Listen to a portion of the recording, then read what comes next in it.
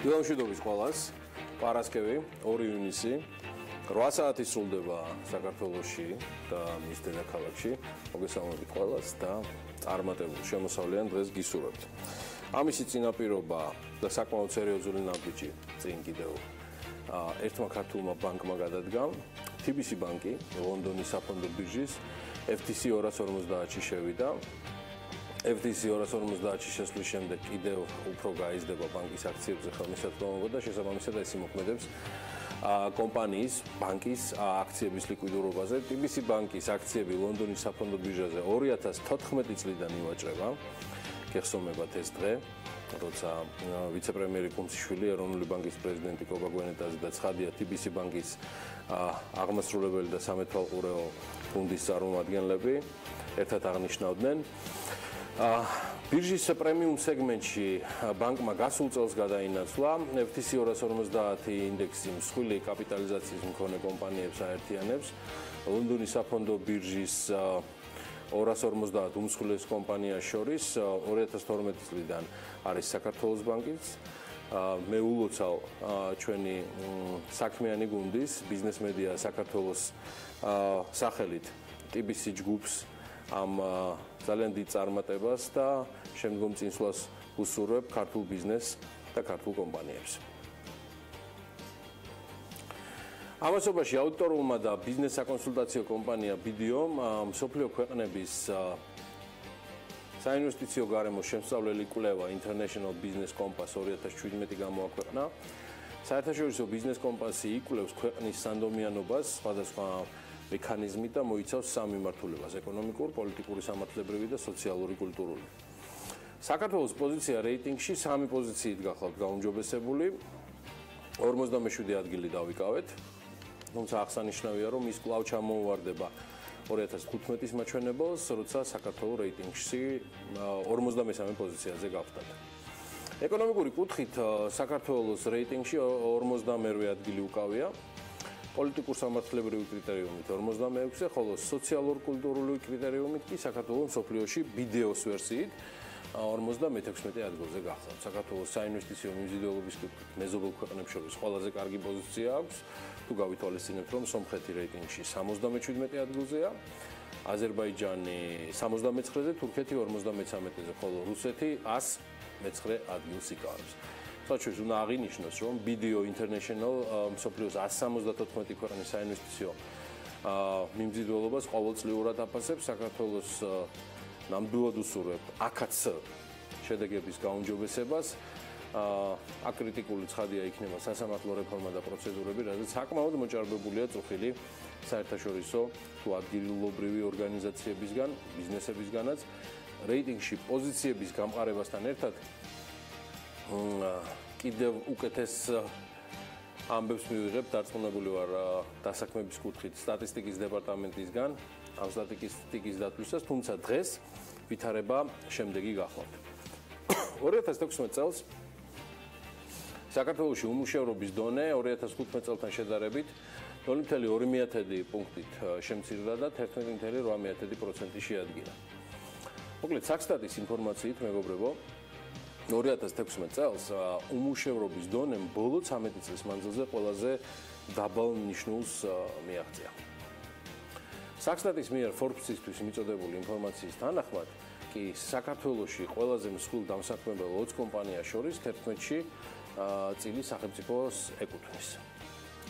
მიუხედავად მიზერული, მაგრამ მაინც გაუმჯობესებისა, მოდით გადავხედოთ, ვინ არიან სტატისტიკის დეპარტამენტის ვერსიით, ვერსიაც არ გამოვა, მათი დათვლით ის დამსაქმებელი, ვინც ყველაზე მეტად, ასე ვთქვათ, ასაქმებენ საქართველოში. ფაქტია, რომ 20, 40 ან თუნდაც 60 კომპანია საკმარისი არ არის. უფრო წარმატებული ბიზნესი და უფრო მეტი ინვესტიცია გვჭირდება. მსხვილი დამსაქმებლების ათეული კი ასე გამოიყურება. საქართველოს ფოსტა, სააქციო საზოგადოება ენერგოპრო ჯორჯია, შპს თბილსერვის ჯგუფი, კომპანია თბილისის სატრანსპორტო კომპანია, კომპანია ავერსი ფარმა, კომპანია ჯორჯიან მანგანიზი, საქართველოს რკინიგზა, სამედიცინო კორპორაცია ევექსი, შპს ჯეოჰოსპიტალი, შპს საქართველოს გაერთიანებული წყალმომარაგების კომპანია. ეს არის წამყვანი ათეული. არასამეწარმეო სფეროს 10 ყველაზე მსხვილი დამსაქმებელი კი სააქციო საზოგადოება TBC ბანკი, FTC-ის 250-ის დღევანდელი, ასე ვთქვათ, ავანგარდში მყოფი ბანკი. ეს გახლავთ ასევე სახელმწიფო დაცვის პოლიციის დეპარტამენტი, ილიას სახელმწიფო უნივერსიტეტი, TSO, თბილისის სახელმწიფო უნივერსიტეტი, ასევე შპს მიკროსაფინანსო ორგანიზაცია კრედო, მინდა გითხრათ, რომ აღარ არის ჩემო ბატონო მიკროსაფინანსო ორგანიზაცია კრედო, 2017 წლის მარტიდან კრედო კომერციული ბანკის სტატუსით სარგებლობს. კიდევ ერთი სიპი, რომელიც მსხვილ დამსაქმებლებში მოიაზრება გახლავთ საგანგებო სიტუაციების მართვის სააგენტო.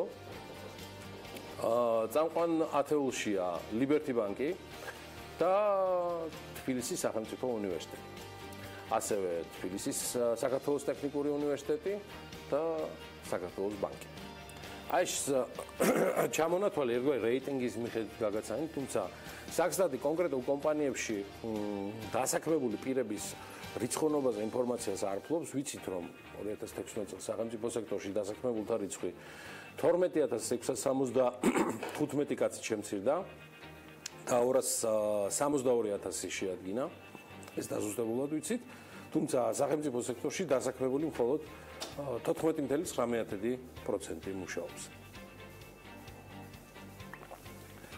ქართული ბიზნესისთვის რჩევა რამდენად გამოსადეგი იქნება და დასაქმებულებს რამდენად წაადგებათ, ეხლა ნამდვილად ვერ გეტყვით, მაგრამ საინვესტიციო ჯგუფების რჩევა უნდა გაგიზიაროთ, რომელიც BBC-მ გაავრცელა. გამოცემის ცნობით შესაბამისი რჩევა 4 საერთაშორისო საინვესტიციო ჯგუფმა საკუთარ ინვესტორებს მისცა, მიმართვა კომპანიებმა თამბაქოს საწინააღმდეგო მსოფლიო დღეს მიიღეს, კონკრეტულმა კომპანიებმა უკვე გაყიდეს ან ყიდიან საკუთარ წილებს თამბაქოს ბიზნესში. 50-მდე კომპანიამ კი, რომელთა საერთო ინვესტიცია $4 ტრილიონ შეადგენს, აიღო ვალდებულება მხარი დაუჭიროს სხვადასხვა ქვეყნის ხელისუფლების პოლიტიკას თამბაქოს კონტროლთან დაკავშირებით. ასეთი ამბებია დილიდან, არც თუ ცუდი და მე ვიტყოდი საკმაოდ საინტერესოს და კარგიც. კიდევ ერთხელ ულოცავ TBC ბანკს და მის მენეჯმენტს წარმატებას ლონდონის საფონდო ბირჟაზე და უმსხვილეს 250 კომპანიაში მოხვედრას.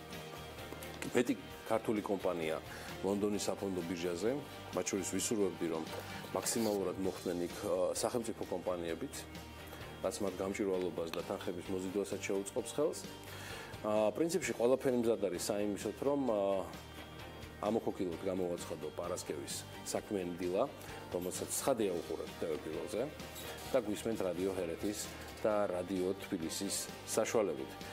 წარმატებები ჩვენს რადიო მსმენელს და ტელემაყურებელს, წარმატებები ანა ლაპიაშვილს, რომელიც ჯერიც დადგა პროლოგის გადმოცემისა. დიალოგშტების გიორგი, მივესალმებით ჩვენს მაყურებელს და რა თქმა უნდა რადიო მსმენელებს. შემოსავლების ზრდას გისურვებთ და თან ისე რომ Rolls-Royce, რომელიც კომპანიებს სულ ახლახანს წარუდგინა ფართო საზოგადოებას, პრეზენტაციაზე თუ არა პირველივე შოურუმიდან შეიძინოს. ეს დამერწმუნეთ, სურვილი თუ აგიხდათ, უკმაყოფილო ნამდვილად არ უნდა დარჩეთ ბოლოს და ბოლოს ამ დროისთვის სოფლიოში ყველაზე ძვირადღირებულ მანქანაზე ვსაუბრობ.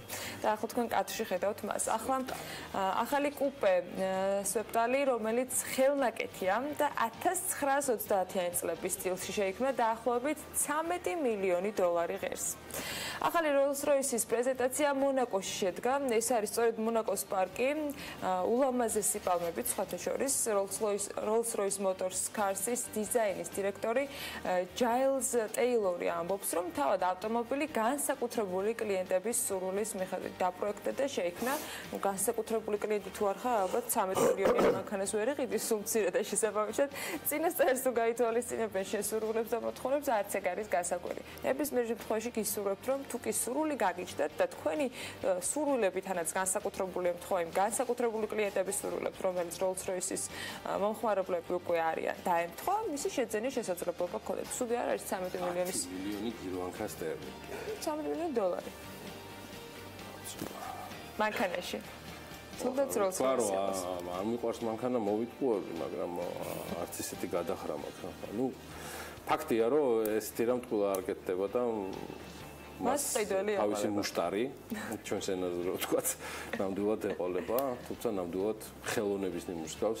აღნიშნული მანქანა, რომელიც და საოცარი მომენტია, როდესაც საბარგული იხსნება და იქ ჩანთებით რო არის აღჭურვილი მანქანა, რომელიც დაწლებულია, რომ რა ვიცი, ალბათ ფოტოს გადაღება რაღაცა 15000 გირვანქა სტერლინგი იყის, ხელით შეხება Rolls-Royce-ზე 17000 დღგ-ს გარაშე ან რაღაცა საოცრებები ექნება. არ მეგონი უფრო ფულზე მეტად სტატუსი გაძლევს უფლებას შეეხო მანქანას ან პოტენციალი იყიდო ის შემოფარგლულია ტერიტორია თუ დააკვირდი. ხო, ან ყველასთვის არ არის. ყველა ვერ შედის და ვიღაც ნაწილს ეთყობა ის რაღაც სპეციალური ბაჯები რო აქვს რაღაც special entrance არის იქ ალბათ გათვალისწინებულია შეგიძლია შეეხო. პირველი პრეზენტაცია შედგა მონაკოში, მაგრამ ის უახლოეს პერიოდში უკვე წარდგება გამოფენაზე, რომელიც 2017 წლის მთავარი ავტო გამოფენა იქნება და შესაბამისად დაინტერესებულ ადამიანებს შეძენა შეეძლებათ. ხო, არ ვიცი ეს ამბავი ოღონდ 10 მილიონიანი მანქანა პარასკევს $13. ფუნტ სტერლინგში დასვლა გირჩევია, კარგი იყოს, 10 იყოს, რა მნიშვნელობა აქვს. მოკლედ ეს ალბათ ოქროს ასოებით ჩაიწერება Rolls-Royce-ის კალენდარში, როდესაც ისტორიას გადახედავ რამდენიმე წლის შემდეგ, მაგრამ ჩვენ და გადავხედოთ მთელი მსოფლიოს მასშტაბით რა იყო მნიშვნელოვანი მოვლენა და ეს არის დღევანდელი დღე გამორჩეული კალენდრის მოკლე კოლაჟი.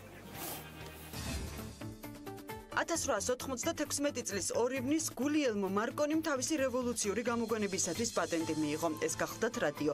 რადიოს გამოგონებაზე მე-19 საუკუნის 90-იან წლებში ერთდროულად რამდენიმე ქვეყნის მეცნიერი მუშაობდა. ის 6 წლის განმავლობაში ატარებდა ექსპერიმენტებს, რომლებიც ეგრეთ წოდებული უმავთულო სიგნალების, ანუ რადიოს სიგნალების გაგზავნას უკავშირდებოდა. მეცნიერმა საკუთარი გამოგონება მსოფლიო გამომგონებელთა პაექრობის პარალელურად 1896 წლის 2 ივნის დაარეგისტრირა. 1955 წლის 2 ივნის დაარსდა ბაიკონურის ცნობილი კოსმოდრომი. თავდაპირველად ის ჩამოყალიბდა როგორც საკონტინენტთაშორისო რაკეტების გამოსაცდელი სამხედრო პოლიგონი. მოგვიანებით კი კოსმოდრომის ფუნქცია შეიძინა. ბაიკონურის კოსმოდრომი, იგივე ტიურატამი მსოფლიოს უდიდესი და უძველესი კოსმოდრომია. ის განლაგებულია ყაზახეთში, ქალაქ ტიურატამთან ახლოს. კოსმოდრომი რუსეთს 2050 წლამდე იჯარით აქვს აღებული. მას რუსეთის კოსმოსური სააგენტო განაგებს. 2 ივნის იტალიაში რესპუბლიკის დღე აღინიშნება. ეს დღე ქვეყნის მართვის ახალი სისტემის დაბადების თარიღად მიიჩნევა. იტალიამ შეწყვიტა არსებობა როგორც მონარქიამ და რესპუბლიკად ჩამოყალიბდა. მეორე მსოფლიო ომის დასრულების და ქვეყანაში ფაშიზმის დამარცხების შემდეგ იტალიაში ჩატარდა რეფერენდუმი, რომელიც მოქალაქეებს მონარქიასა და რესპუბლიკას შორის სასურველი სახელმწიფო მოწყობის არჩევას თავაზობდა. საყოველთაო რეფერენდუმი ქვეყანაში 1946 წლის 2 ივნის გაიმართა. მოქალაქეთა 55%-მა ხმა რესპუბლიკის შექმნას მისცა, რაც იმას ნიშნავდა, რომ იტალია სამუდამოდ დაემშვიდობა მეფეს და მონარქიულ წყობას. ასეთია 2 ივნისი, 2 ივნისის გამორჩეული თარიღები. ახლა კი ვნახოთ, ვინ იქნება პარასკევ დღეს ჩვენთან ერთად დილიდან საქმიანად, იმისთვის რომ შემდეგ უკვე წარმატებული და ბედნიერი უქმეები დავგეგმოთ.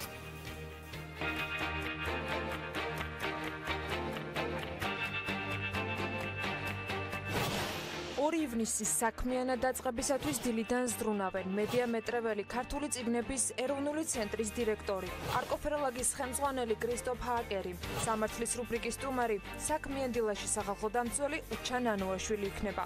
ვიკა ქარდავა პროფეტი ჯორჯიაჯის დამფუძნებელი და მმართველი ნინო კუპრაშვილს, ეიეს ჯორჯიას მარკეტინგის და ბიზნესის განვითარების დეპარტამენტის უფროს უმასპინძლებს. გვესტუმრება ქეთევან გოგიტიძე, გრინ ტრეველის დამფუძნებელი, ფასკუნჯებზე ნადირობას განაგრძობს შოთა ტიგნოლაშვილი. დილა უნდა იყოს საქმიანი და რა თქმა უნდა ტელე Pirveli-ზე. აღარ სჭირდება გამეორება თეზას, რაც უკვე ქცეულს, თეზადაც უკვე ქცეულს. რატომ უნდა იყოს დილა საქმიანი, რატომ უნდა იყოს ის აუცილებლად ტელე Pirveli-ზე. გმადლობთ რომ გვისმენთ რადიო ჰერეთის და რადიო თბილისის საშუალებით. გმადლობთ რომ ხართ ესეთი აქტიურები სოციალურ ქსელში. ჩვენს ემიგრანტებს მივესალმები. ტელე Pirveli-ის სტუდიიდან მათ განსაკუთრებულ ყურადღებას და ზრუნვას გრძნობ და დარწმუნებული ბრძანდებოდეთ ეს საქმიანი ეთერი და ჩვენი საქმიანი გადაცემები, რომელიც ტელე Pirveli-ზე გადის, არ მოგაკლებთ ყურადღებას. რა ხდება ამასობაში საქართველოში და მსოფლიოში, ალბათ აინტერესებს საქართველოში მყოფთაც. ამას ტრადიციულად ჩვენს საინფორმაციო ბლოგში გაარკვევთ. ცხადია, იქ არ ხდება პოლიტიკასთან დაკავშირებით, ჩვენ ბიზნესზე და ეკონომიკაზე ვსაუბრობთ. დავსმალავ, ყველაზე დიდი პოლიტიკა სწორედ ეს მიმაჩნია. ანა ლაპიაშვილს უსმენთ, ანა კიდევ ერთხელ დილამშვიდობის, ჯერი შენზეა. დილა მშვიდობის გიორგი მესამბეთ ჩვენს მაყურებელს და თეზა რომ დილა საქმიანი უნდა იყოს აუცილებლად დამტკიცებადი თეორია იქნება მათ შორის საქმიანი დილის გუნდის და მთლიანად ბიზნეს მედია საქართველოს წარმომადგენლების მხრიდან და ეს რა თქმა უნდა იქცევა სულ მალე აქსიომადაც ჩვენ რამდენიმე წამში კი ბიზნესი ახლებით ვართ ეთერში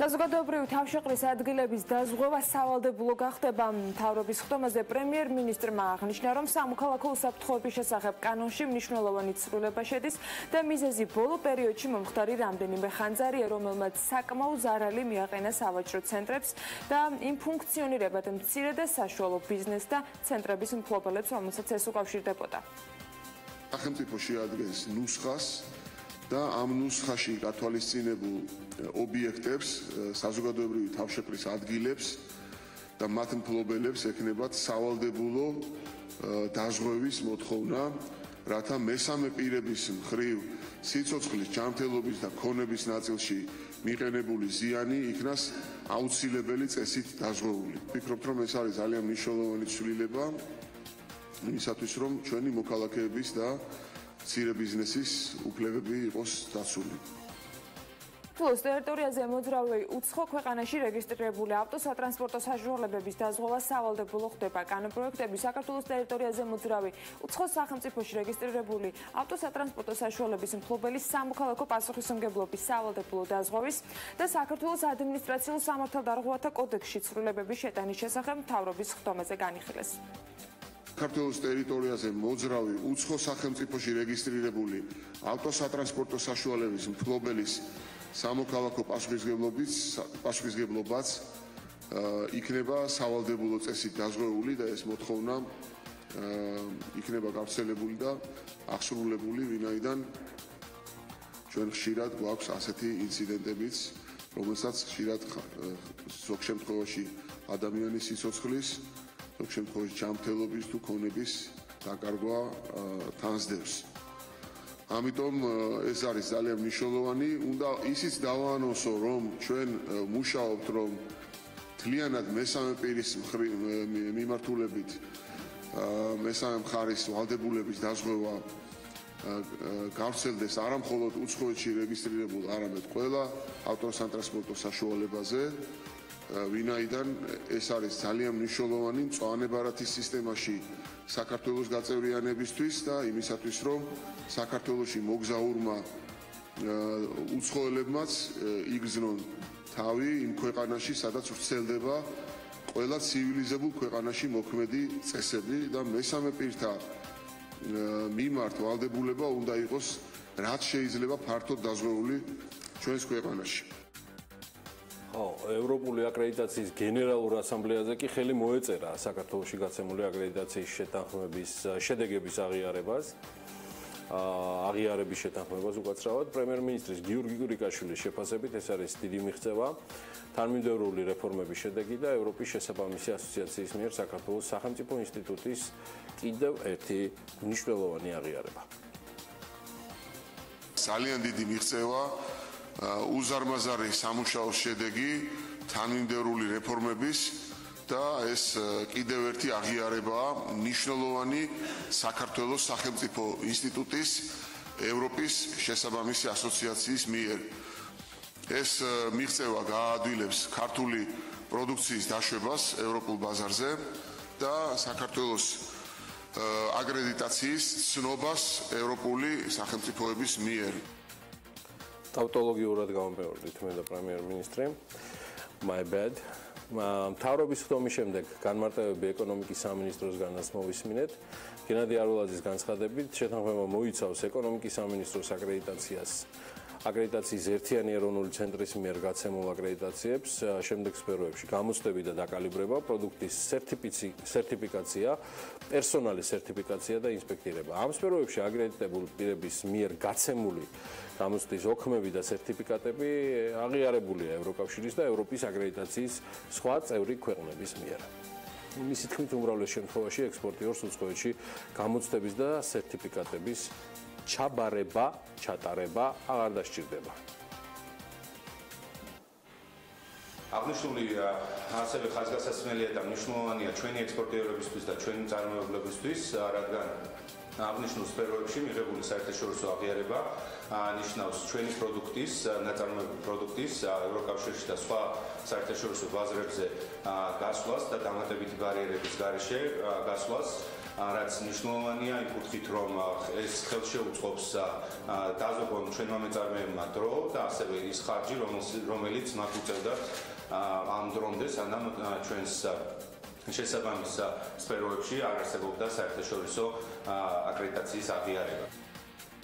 კიდევ ერთი კარგი ამბავი გვაქვს დღეისთვის. ჩინეთის მთავრობა რეგიონში ახალგაზრდული ჰაბების დასაფინანსებლად საქართველოსთვის დაახლოებით 7 მილიონი დოლარის გამოყოფას გეგმავს. ამასთან დაკავშირებით მთავრობისა და ჩინეთის მთავრობას შორის ეკონომიკური და ტექნიკური თანამშრომლობის შესახებ შეთანხმებაშია აღნიშნული.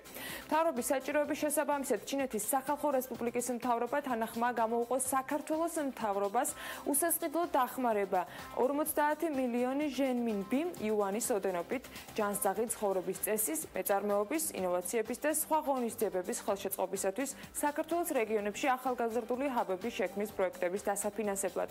ესეც შეთანხმებაშია აღნიშნული. ამასთან ამავე ხელშეკრულებით კორპორაცია ჩინეთის განვითარების ბანკი და საქართველოს ფინანსთა სამინისტრო თავიანთ სახელზე ჩანაწერების წიგნში გახსნიან ანგარიშს, რომლისთვისაც არ იქნება გადასახდელი პროცენტი და საკომისიო. ანგარიშით უსასყიდლოდ გაცემული დახმარების მონიტორინგიც განხორციელდება. საქართველოს სახელმწიფო ხაზინის ინფორმაციით კი მიმდინარე წლის იანვარ-მაისში საქართველოს ნაერთი ბიუჯეტის საგადასახადო შემოსავლებმა 3 მილიარდ 900 მილიონი ლარი შეადგინა, რაც 14%-ით მეტია 2016 წლის იანვარ-მაისის მაჩვენებელზე.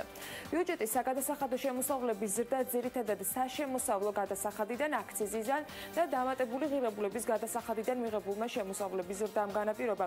თუმცა შემცირებულია სხვა გადასახადებიდან შემოსავალი, რაც მეთოდოლოგიური ცვლილებითაა განპირობებული. 2016 წელს საშემოსავლო და დამატებული ღირებულების გადასახადების ნაწილი სხვა გადასახადების მუხტში აისახებოდა. საქართველოს ფერმერთა ასოციაციამ კი რეგიონული ტურნეს ფარგლებში გორში, თელავში, ახალციხესა და მარნეულში შეხვედრები გამართა. ამ შეხვედრების მიზანი ფერმერთა პრობლემების იდენტიფიცირება და მათთვის ახალი ინიციატივის ფერმერთა სათათბიროს ფორმირების საკითხის გაცნობა იყო. ასევე ერთ-ერთ მთავარ განსახილულ საკითხს ფერმერთა სათათბიროში წევრობის დელეგატთა შერჩევის წესი და პროცედურები წარმოადგენდა. ამ სათათბიროს შექმნის ძირითად მიზანს კი წარმოადგენს ფერმერთა ინტერესების უკეთ დაცვა და მათი საკანონმდებლო პროცესებში ჩართულობის გაზრდა. რეკომენდაციების საფუძველზე ასოციაციის საბჭოს გადაწყვეტილებით სათათბიროს შემადგენლობაში შევა საქართველოს ყველა მუნიციპალიტეტის წარმომადგენელი. თითოეული მუნიციპალიტეტი წარმოდგენილი იქნება 2 წევრით, რომელთაგანაც ერთ საქართველოს ფერმერთა ასოციაციის საბჭო, მეორეს კი თავად საბჭოს მიერ შერჩეული წევრი დაასახელებს. თბილისში ახალი მაღალი სტანდარტის სასტუმრო გაიხსნა. სასტუმრო აპარტ ჰოტელ MX 4 ხარსკვლავიანია და აქვს 10 სასტუმროს ნომერი და 6 საწინებლიანი აპარტამენტი. სასტუმროში განთავსებულია 50 ადამიანზე გათვლილი საკონფერენციო დარბაზით და დიდი კაფეტერასა. ინვესტორებმა პროექტში 867,000 დოლარის ინვესტიცია განახორციელეს. მენეჯმენტ კომპანიისათვის ეს რიგით მეხუთე აშენებული სასტუმროა დედაქალაქში, რომელიც ყველაზე მაღალი სტანდარტის იქნება აქამდე განხორციელებულ პროექტებს შორის. სასტუმროში 16 ადამიანი ამ დროისთვის დასაქმებული, რაც შეეხება მომხმარებლებს. სასტუმროს გენერალურმა მენეჯერმა დავით მესხმა აღნიშნა, რომ ისინი ელოდებიან ტურისტებს ევროპის და არაბეთის ქვეყნებიდან.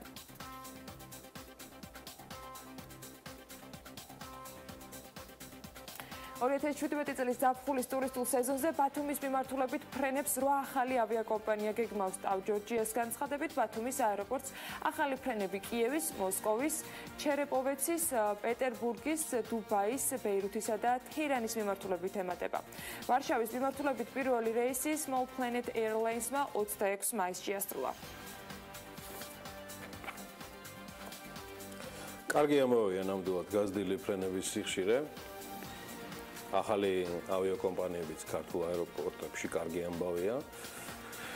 აი აეროპორტებთან დაკავშირებით ვერავთ მაინდა-მაინც კარგად, განსაკუთრებით დედაქალაქში წარმოდგენილნი და ინფრასტრუქტურა ნამდვილად არ არის შესაბამისი. ესეც ალბათ იმ ხელშეკრულებას უკავშირდება, რომლის მაქსიმუმიც მხოლოდ რამდენიმე წლის წინ მოხერხდა, რომ გაკეთებულიყო ოპერატორ კომპანიასთან. სხვათა შორის მომავალი კვირიდან ბიზნეს მედია ჯორჯია გეგმავს ერთგვარი რეიტინგის გაკეთებას, რომელი არის ყველაზე დამაზარალებელი კონტრაქტები საქართველოსთვის. და მინდა გითხრათ, რომ ეს არ არის საუკეთესო ათეული, რომელთაც როგორც Forbes-ის რედაქტორი მოვიწონებ თავს. თუმცა ერთის მხრივ ჩვენმა მაყურებელმა და რადიომსმენელმა უნდა იცოდნენ, რა აზარალებს ქვეყანას ყველაზე მეტად და მეორეს მხრივ ისინი უნდა იცნობდნენ თავიანთ გმირებს, ანტიგმირებს, ვინც ხელი შეუწყეს ამგვარი ხელშეკრულებების მომზადებას ქვეყნისთვის. დავუბრუნდეთ დიდ ავიაციას, როგორც გითხარით, არც ჩვენს გვაწყენდა ესეთი სიახლეები, რაც აქვთ უკრაინელებს. 2017 წლის ბოლომდე უკრაინული დაბალბიუჯეტიანი ავიაკომპანია დარეგისტრირდება, რომელიც მხოლოდ შიდა რეისებზე იქნება ორიენტირებული. უკრაინული მედია უკრაინის ინფრასტრუქტურის მინისტრზე ვლადიმერ ომელიანზე დაყრდნობით წერს, რომ ლოუკოსტერი უცხოური კაპიტალით შეიქმნება, მინისტრმა განმარტა ასევე ისიც, რომ ლოუკოსტერის აქციათა 51% აუცილებლად უკრაინის საკუთრება იქნება, რადგან არსებული კანონმდებლობით ავიაკომპანიას მხოლოდ ამ შემთხვევაში ეძლევა შიდა ფრენების განხორციელების ნებართვა. აი ეს კი არ ვიცი, საქართველოში რამდენად მისაბაძი უნდა იყოს. Კერძო სექტორის გააქტიურებას მივემხრობოდი მეც ალბათ ამ ნაწილში და სანამ ეს მოხდება, ისევ სახელმწიფო აქტიურობს საქართველოში ამჯერად ზუგდიდის ბოტანიკური ბაღის რეაბილიტაციის პროცესში კულტურული მემკვიდრეობის ძეგლთა დაცვის სააგენტოს ინფორმაციით ლანდშაფტური არქიტექტურის ნიმუშის ტერიტორიაზე თავდაპირველად არქეოლოგიური სამუშაოები ჩატარდება, მომდევნო ეტაპზე კი ტერიტორიაზე რეკრეაციული და ტურისტული ზონები მოეწყობა. პროექტი 2 წლიანია და მისი განხორციელება 2019 წელს უნდა დასრულდეს. კულტურული მემკვიდრეობის ძეგლთა დაცვის აგენტოს წარმომადგენელი აღნიშნავს, რომ ფიზიკური სამუშაოები მიმდინარე წლის ზაფხულში დაიწყება. კომპანიის შერჩევისათვის კონკურსი კი უახლოეს მომავალში გამოცხადდება. თავად პროექტის ღირებულება წინასწარი გათვლებით 12 მილიონ ლარს შეადგენს. სამეგრელო ზემო სვანეთის რეგიონში პროექტის განხორციელების დონორი სოფლიო ბანკია.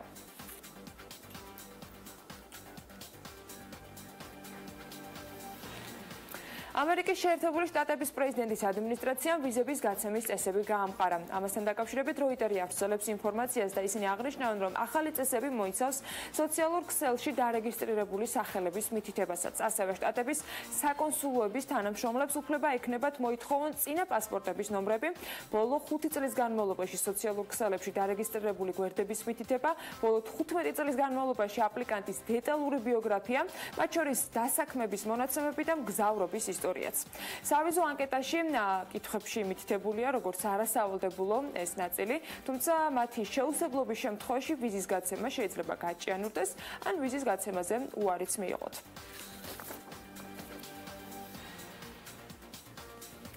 Samsung-მა Apple-ის smartphone-ის გაყიდვით გაუსწრო. 2017 წლის პირველი კვარტლის მონაცემები საკონსულტაციო კომპანია TrendForce-მა გაავრცელა და Samsung-ის რეალიზაციის ზრდა ულტრაბიუჯეტური Galaxy G-ს დიდ პოპულარობას დაუკავშირა. სტატისტიკით Samsung-ს ბაზრის 26.1% უჭირავს მისი წილი შარშან, ამ დროს იყო 18.9%. ამერიკული კორპორაციის წილი კი 20.3%-ია, მაშინ როდესაც იყო და 16.9%-მდე შემცირდა. სამეულში ხდება ასევე Huawei და მისი წილი არის 11.4%. ანალიტიკოსები აღნიშნავენ, რომ Samsung-ის დაწინაურებას შესაძლოა ხელი შეუწყო იმან, რომ iPhone 7-სა და iPhone 7 Plus-ზე აჟიოტაჟური მოთხოვნა ჩაცხრა. ისიც უნდა აღინიშნოს, რომ პირველ კვარტალში წინა კვარტალთან შედარებით iPhone-ს წარმოება 36%-ით შეუმცირდა, წლიური კლება კი 51%-იანია, რაც ასევე აფიქრებინებს ექსპერტებს, რომ Apple-ის ახალი iPhone-ის წარდგენისათვის ემზადება. და ეს ტრადიციულად ასეც იქნება ოქტომბერში, ნამდვილად ველოდებით ახალ iPhone-ს, თუმცა ის სხვაობებთან დაკავშირებით ჯერ ინფორმაციას თლად ბოლომდე არ გაუჟონია, თუმცა იყო რამდენიმე შემთხვევა, როდესაც ფრანგი ბლოგერი წერდა და აღნიშნავდა და აქვეყნებდა იმ ვიდეოს, თუ როგორი იქნებოდა iPhone-ის ახალი მოდელი.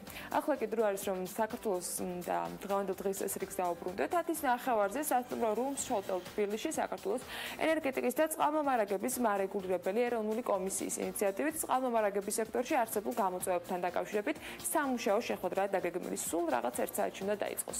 10 საათზე საქართველოს კონკურენციის სააგენტოს ორგანიზებით კი ევროკავშირის მიერ დაფინანსებული პროექტის საქართველოს კონკურენციის სააგენტოს მხარდაჭერა ფარგლებში სემინარზე კონკურენციის კანონმდებლობა ევროკავშირსა და საქართველოში გაიმართება, რომელსაც საქართველოს კონკურენციის სააგენტო უზრუნველყოფს.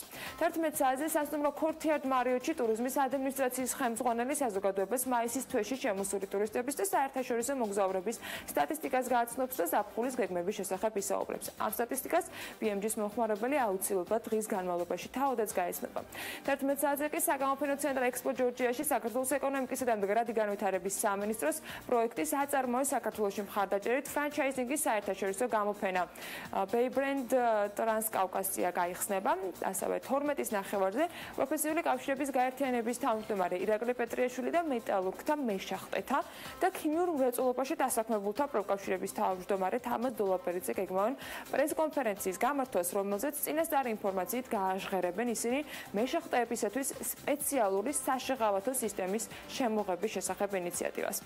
12 საათიდან კი განსაკუთრებული შეგვიძლია ყურადღება მივაპყროთ ახალ ამბავს. ეს არის ძველ თბილისში დაგეგმილი ღონისძიებები, რომელიც განახლებულ აღმაშენებელზე შედგება. ღონისძიების ფარგლებში კი გაიმართება ბავშვთა ნამუშევრების გამოფენა გაყიდვა.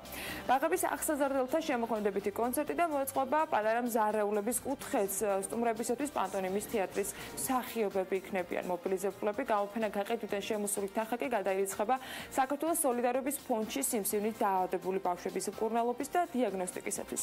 გამოფენა ფესტივალის დღის წესრიგით აქტივობები საკმაოდ ვრცელია. აღმაშენებლის გამზირზე რამდენიმე სცენა იქნება მოწყობილი, მათ შორის დიდუბის რაიონის კუთხე, გლდანის რაიონის კუთხე, ასევე ნაძალდევის რაიონის კუთხე, ბაკის რაიონის კუთხე, მთაწმინდის კუთხე, ცალკე სამგორის რაიონის კუთხე, ჩუღურეთის რაიონის კუთხე, კრწანისიც და ასევე პატარა მზარეულების კუთხე. მოკლედ აღმაშენებლის გამზირი დღეს განსაკუთრებით დატვირთული იქნება და საქველმოქმედო ფონდის დახმარებისათვის მე მგონი საინტერესო და ძალიან კარგი შესვენება შეგიძლიათ მოიწყოთ დღეს უკვე ზაფხულის პერიოდში, პრინციპში 2 ივნისია და იმედი მაქვს მზიან ამიცაც შევინარჩუნებთ. თუმცა სანამ ამის პროგნოზს გაგაცნობთ, იქამდე ეროვნულ ვალუტასაც უნდა გადავხედოთ.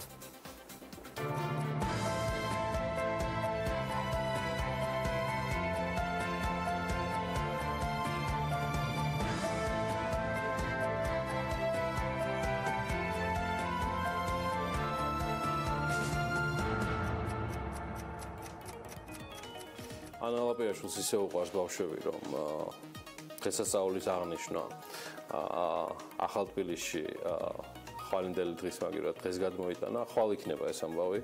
მეგობრებო, დღეს იმუშავეთ, მეტი შემოსავლები რომ ხვალ დახარჯოთ ეს ყველაფერი და ბავშვებსაც ასე ამოვნებთ 12 საათიდან. ანჩენის სრული გრაფიკი ანამ წარმოადგინა და მართლაც ძალიან კარგი ამბავი იქნება თბილისის სხვადასხვა რაიონებში. ამ ინფორმაციას კიდევ დამატებით ნახავთ ცხადია ჩვენი ვებგვერდის bm.gis საშუალებით. კარგი, დავინტერესდეთ რა ხდება ჩვენი ვალუტის თავს ტანსაც თუ გნებავთ ეროვნულმა ვალუტამ სიმყარე შეინარჩუნა. დღეისათვის 1 დოლარის ღირებულება 2.51 ლარია. ქართულმა ლარმა პოზიციები გუშინაც დათმო ოღონდ ევროსთან მიმართებაში. 1 ევროს ფასი დღეისთვის დრამატულ გაძვირებას ნამდვილად არ განიცდის, თუმცა ეროვნული ვალუტა მცირედით მაინც გაუფასურდა. აღნიშნა დღის მხოლოდ ის, რომ 1 ევროს ფასი 2.71 ლარია. აი, 1 ბრიტანული ფუნტ სტერლინგის შესაძენად კი 3 ლარი და 10 თეთრი დაგჭირდება, თურქული ლირის ფასი 68 თეთრია და 100 რუსული რუბლი თითქმის 4 ლარი და 27 თეთრი ღირსასტია ეროვნული ბანკის მონაცემები. ქვეყნის მთავარმა ბანკმა კი გერმანული შემნახველი ბანკების ფონდის საერთაშორისო თანამშრომლობისთვის მხარდაჭერით დაზოგვის დასახალისებლად ვიდეო რგოლიც გადაიღო, რომელიც მომხმარებლებს ხვალინდელ დღეზე 3 ივნისზე ზრუნვის სწორად დაზოგვისა და ფულის შენახვის სიფრთხილის გამოჩენისკენ მოუწოდებს. მოდი ერთად ნახოთ ეს ვიდეო. საერთოდ მაღალ საპროცენტო რანაკვეთს გთავაზობთ. არანდოთ თქვენი დანაზოგი ორგანიზაციებს, რომლებზეც არ გაქვთ ამომწურავი ინფორმაცია. წინააღმდეგ შემთხვევაში არავინ იცის სად დაიხარჯება თქვენი ფული და დიდია ალბათობა, რომ თქვენ ვერაფერი მიიღოთ. დაზოგეთ სწორად, იზრუნეთ ხვალინდელზე დღეს. დამატებითი ინფორმაციისთვის დაუკავშირდით საქართველოს ეროვნული ბანკის ცხელხაზს 2 406 406. ფინანსური ბაზრის მომხმარებელთა უფლებების დაცვა საქართველოს ეროვნული ბანკის ერთ-ერთ პრიორიტეტულ ამოცანას წარმოადგენს. კამპანიას სიამოვნებით უერთდებით და მხარს უჭერთ. ისევე როგორც წარმატებებს უსურვებთ ყველას, ვის პრინციპში ტყინში და ჩვევაში შევა დაზოგვის აუცილებელი კულტურა, რომელიც ერთგზომ გვაკლია ქართველებს. ეს საკმაოდ გააჯანსაღებდა ჩვენში და ფინანსურ ბაზარსაც მერწმუნეთ, მაგრამ კარგი, ამაზე სხვა დროს ვისაუბრებთ. მოდი ახლა დავინტერესდეთ, რას გვიპირებს ამინდი. მას ტრადიციულად ანო ლაპიაშვილი წარმოგიდგენთ და ცხადია სეულ დეველოპმენტის დახმარებით.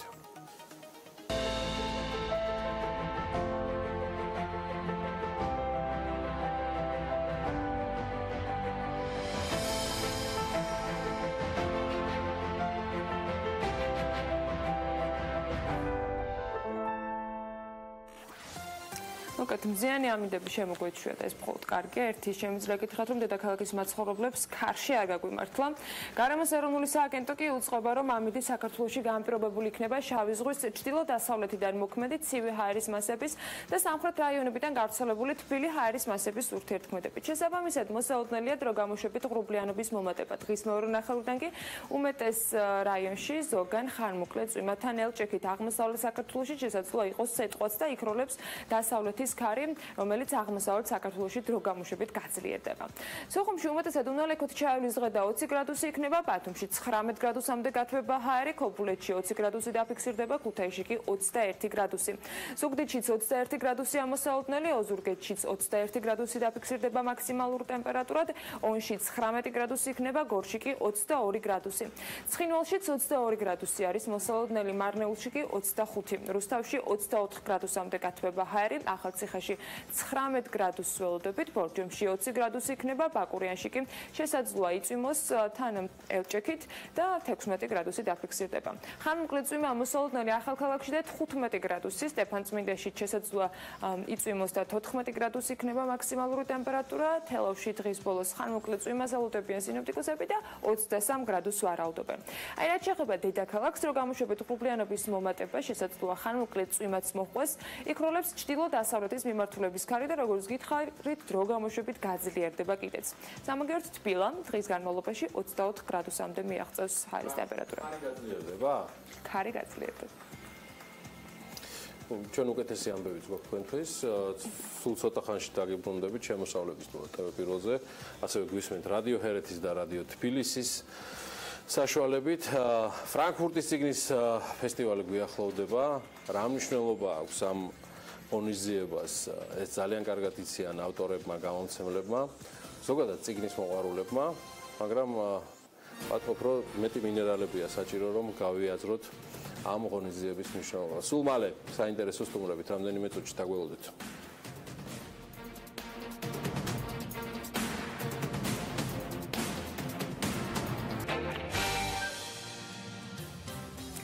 შემდეგ დავბრუნდით პირდაპირ ეთერში საქმიანი დილით და პირველზე გვიყურებთ და გვისმენთ ჩვენი პარტნიორი რადიოების ერეთის და თბილისის საშუალებით. ფრანკფურტის წიგნის ფესტივალი ვახსენეთ და ის უფრო და უფრო გვიახლოვდება მზადებისათვის კი შესაბამისად უფრო მცირე დრო რჩება. კარგი ამბავი გვაქვს, გრიგოლ დრობაქიძე და ნიკოლოზ ბარათაშვილი გერმანულად უნდა გადაითარგმნოს უახლოეს მომავალში. ქართული წიგნის ეროვნული ცენტრის ორგანიზებით კი აქტიურად მიმდინარეობს 2018 წლის ბაზრობაზე საქართველოს საპატიო სტუმრის ქვეყნის პროექტის ლიტერატურული პროგრამის შემუშავება. ამის პარალელურად ქართული წიგნის ეროვნული ცენტრის მოწვევით 3 ივნისის ჩათვლით თბილისის ევროპელი გამომცემლების სტუმრობაა. გერმანელი, შვეიცარიელი და იტალიელი გამომცემლები ქართული ლიტერატურის დაინტერესდნენ. ჩვენ რა თქმა უნდა საქმიანი ამ შანსს ვერ გავუშვებდით და მას პინძლობთ ჩვენ სტუდიაში უკვე წარმომადგენლობას მედია მეტრეველი ქართული წიგნის ეროვნული ცენტრის დირექტორი და კრისტოფ ჰაკერი გერმანული გამომცემლობა არკო ფერლაგის ხელმძღვანელია საქმიანი დილის სტუდიაში. მადლობთ რომ დაგვიტოვეს ასაუბრა. არის ხოლმე შესაძლოა. ყოველი შესავლის შემდეგ ძალიან. დილამშვიდობის. Good morning. გამარჯობა. გამარჯობა. კარგნებას პირველი კითხვა და შემიძლია დავიწყო. დიდი მადლობა. მედია, ესე იგი, პირველ რიგში სანამ სტუმართან გადავალთ და დიდი მადლობა გოგა ასკურავას გუნდს რომ დაგვეხმარება კრისტოფისთან თარგმანში, რომ ჩვენ მომაყურებელმა და რადიო მსმენელებმა ყველაფერი დაზუსტებით შეიქმნან. მე მაინც ცენტრთან დაკავშირებით სარეკლამო პაუზის დროს მქონდა საშუალება მოკლედ საუბრისა, მაგრამ დამოუკიდებელი სტატუსით შედარებით იგი სულ რაღაც 2 წელიწად ნახევარია. ფუნქციონირებს. ნიშნულობა და მიზეზი, რის გამოც საჭირო გახდა, რომ ჩვეულებრივი საბიუჯეტო პროგრამისგან იგი ტრანსფორმირებული იყო დამოუკიდებელ ცენტრად. დიდი მადლობა ამ კითხვისთვის. პროცესი ქართული ლიტერატურის პოპულარიზაციის კუთხით კულტურის სამინისტროს ფარგლებში დაიწყო აქტიურად 2010 წლიდან. წლიდან წლამდე პროგრამის ბიუჯეტით იზრდებოდა და ეს განპირობებული იყო იმით, რომ ინტერესი უცხოური მხარის მხრიდან იყო ძალიან დიდი და თანხმადრი ნაბიჯების დახვედრება ყოველწლიურად იყო საჭირო. შესაბამისად, სახელმწიფო მას ძალიან სწორად დაგეგმა გრძელვადიან პერსპექტივაში ამ პროგრამის განვითარება და უკვე არათუ წლიდან წლამდე იზრდებოდა მცირე პროგრამის ბიუჯეტი კულტურის სამინისტროს ფარგლებში, არამედ 2014 წელს უკვე დამოუკიდებელ ერთეულად სიფად ჩამოყალიბდა და რა თქმა უნდა ამის პოზიტიური პროვოცირება მოახდინა ფრანკფურტის წიგნის ბაზრობასთან გაფორმებულმა ხელშეკრულებამ 2014 წლის თებერვალში, რომლის ერთ-ერთი პუნქტი, რაც ქართულ მხარეს რიგვალდებულებებს თქვათ აკისრებდა, იყო დამოუკიდებელი ფონდის ან ინსტიტუციის დაფუძნება, რომელიც ხელშეუწყობს ლიტერატურული პროცესის და თარგმნილობითი პროცესის განვითარებას ქვეყანაში. შესაბამისად, ძალიან მოხარულები ვართ, რომ ცენტრში ის გუნდი მუშაობთ, რომელსაც ჰქონდა გამოცდილება უკვე კულტურის სამინისტროში მუშაობის პერიოდშიც და ჩვენი გუნდი კიდევ უფრო გაიზარდა და ძალიან ბევრი პროფესიონალი. ძალიან ბევრის ორგანიზება მოასწარეთ და ბევრი ორგანიზება გაიმართა ერთ-ერთი ბოლოსთან დაკავშირებით, რომელზეც ვისაუბრებთ სულ რამდენიმე წუთში და გითხოთ 5 დღიანი ვიზიტი ევროპელი გამომცემლების საქართველოში. რას უკავშირდება, რა იყო მიზანი და რას მოიცავდა ეს 5 დღიანი ვიზიტი? ამ სტუმართან გადავალთ უკვე შეგითხვით. მე მახსოვს 2011 წელს ჩვენ პირველად გავაკეთეთ ესეთი პროფესიული ედიტორიალ ვიზიტი თბილისში უცხოელი გამომცემლებისთვის. მაშინ ძლიობით შევძელით 4-5 გამომცემლის ჩამოყვანა, ინტერესი იყო ძალიან დაბალი. თუმცა წლიდან წლამდე ამ პროგრამას ჩვენ ესე იგი ტრადიციულად ვაგრძელებდით. წელს უკვე მე-7 ლიტერატურული ფორუმ დიალოგია. 15 უცხოელი გამომცემელი სტუმრობს, აქედან 13 გერმანულენოვანი. რატომ გერმანულენოვანი? ძირითადად გასაგები და ისეთი ობიექტური მიზეზების გამო ჩვენ მემზადებით ყველანი გერმანულენოვანი ევროპის დასაპყრობად ლიტერატურის თვალსაზრისით და შესაბამისად ჩვენ ინტერესია რომ უფრო მეტი გერმანელი გამომცემელი ჩამოვიყვანოთ, შევახვედროთ ქართულ ავტორს, ქართულ გამომცემელს. კარგი მედიასანა მას ვთქვათ, რატომ დააინტერესათ მათ გრიგოლ რობაქიძემ და ნიკოლოზ ბარათაშვილმა.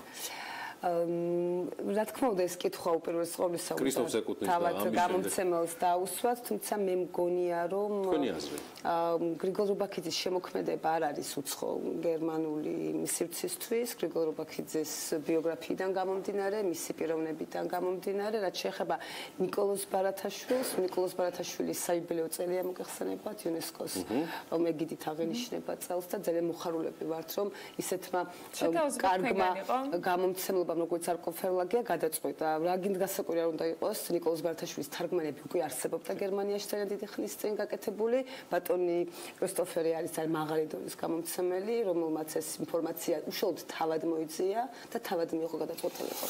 ასე რომ ძალიან გვიხარია, რომ It seems to me that they not just presented you.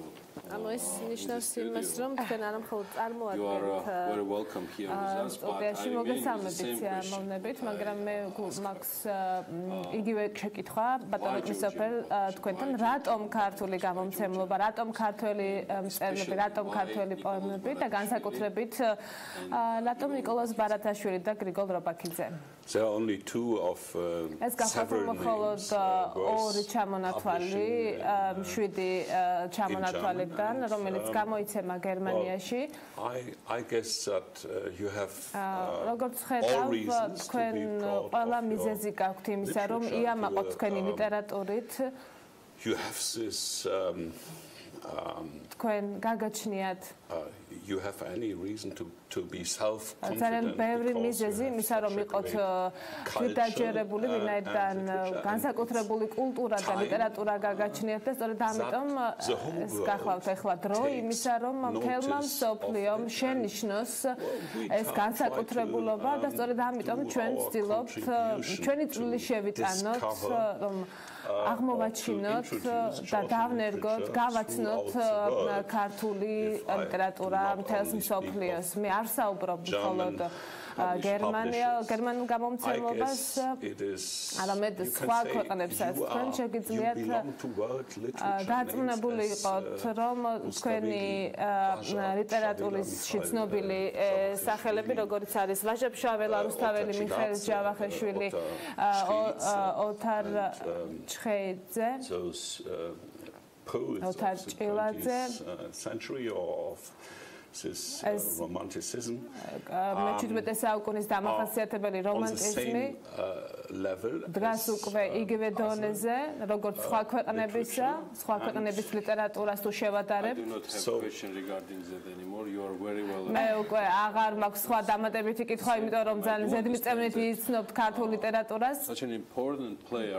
ასეთი მნიშვნელოვანი როლის მოთამაშე გერმანული გამომცემლობის ბაზარზე თქვენი კომპანია გახლავთ. ეს არის ბიზნეს ინტერესებს უკავშირდება ეს ყველაფერი. ჩვენ საქმიანი დილაში ვართ იმყოფებით და ცნობიერება გახლავთ ძალიან მნიშვნელოვანი.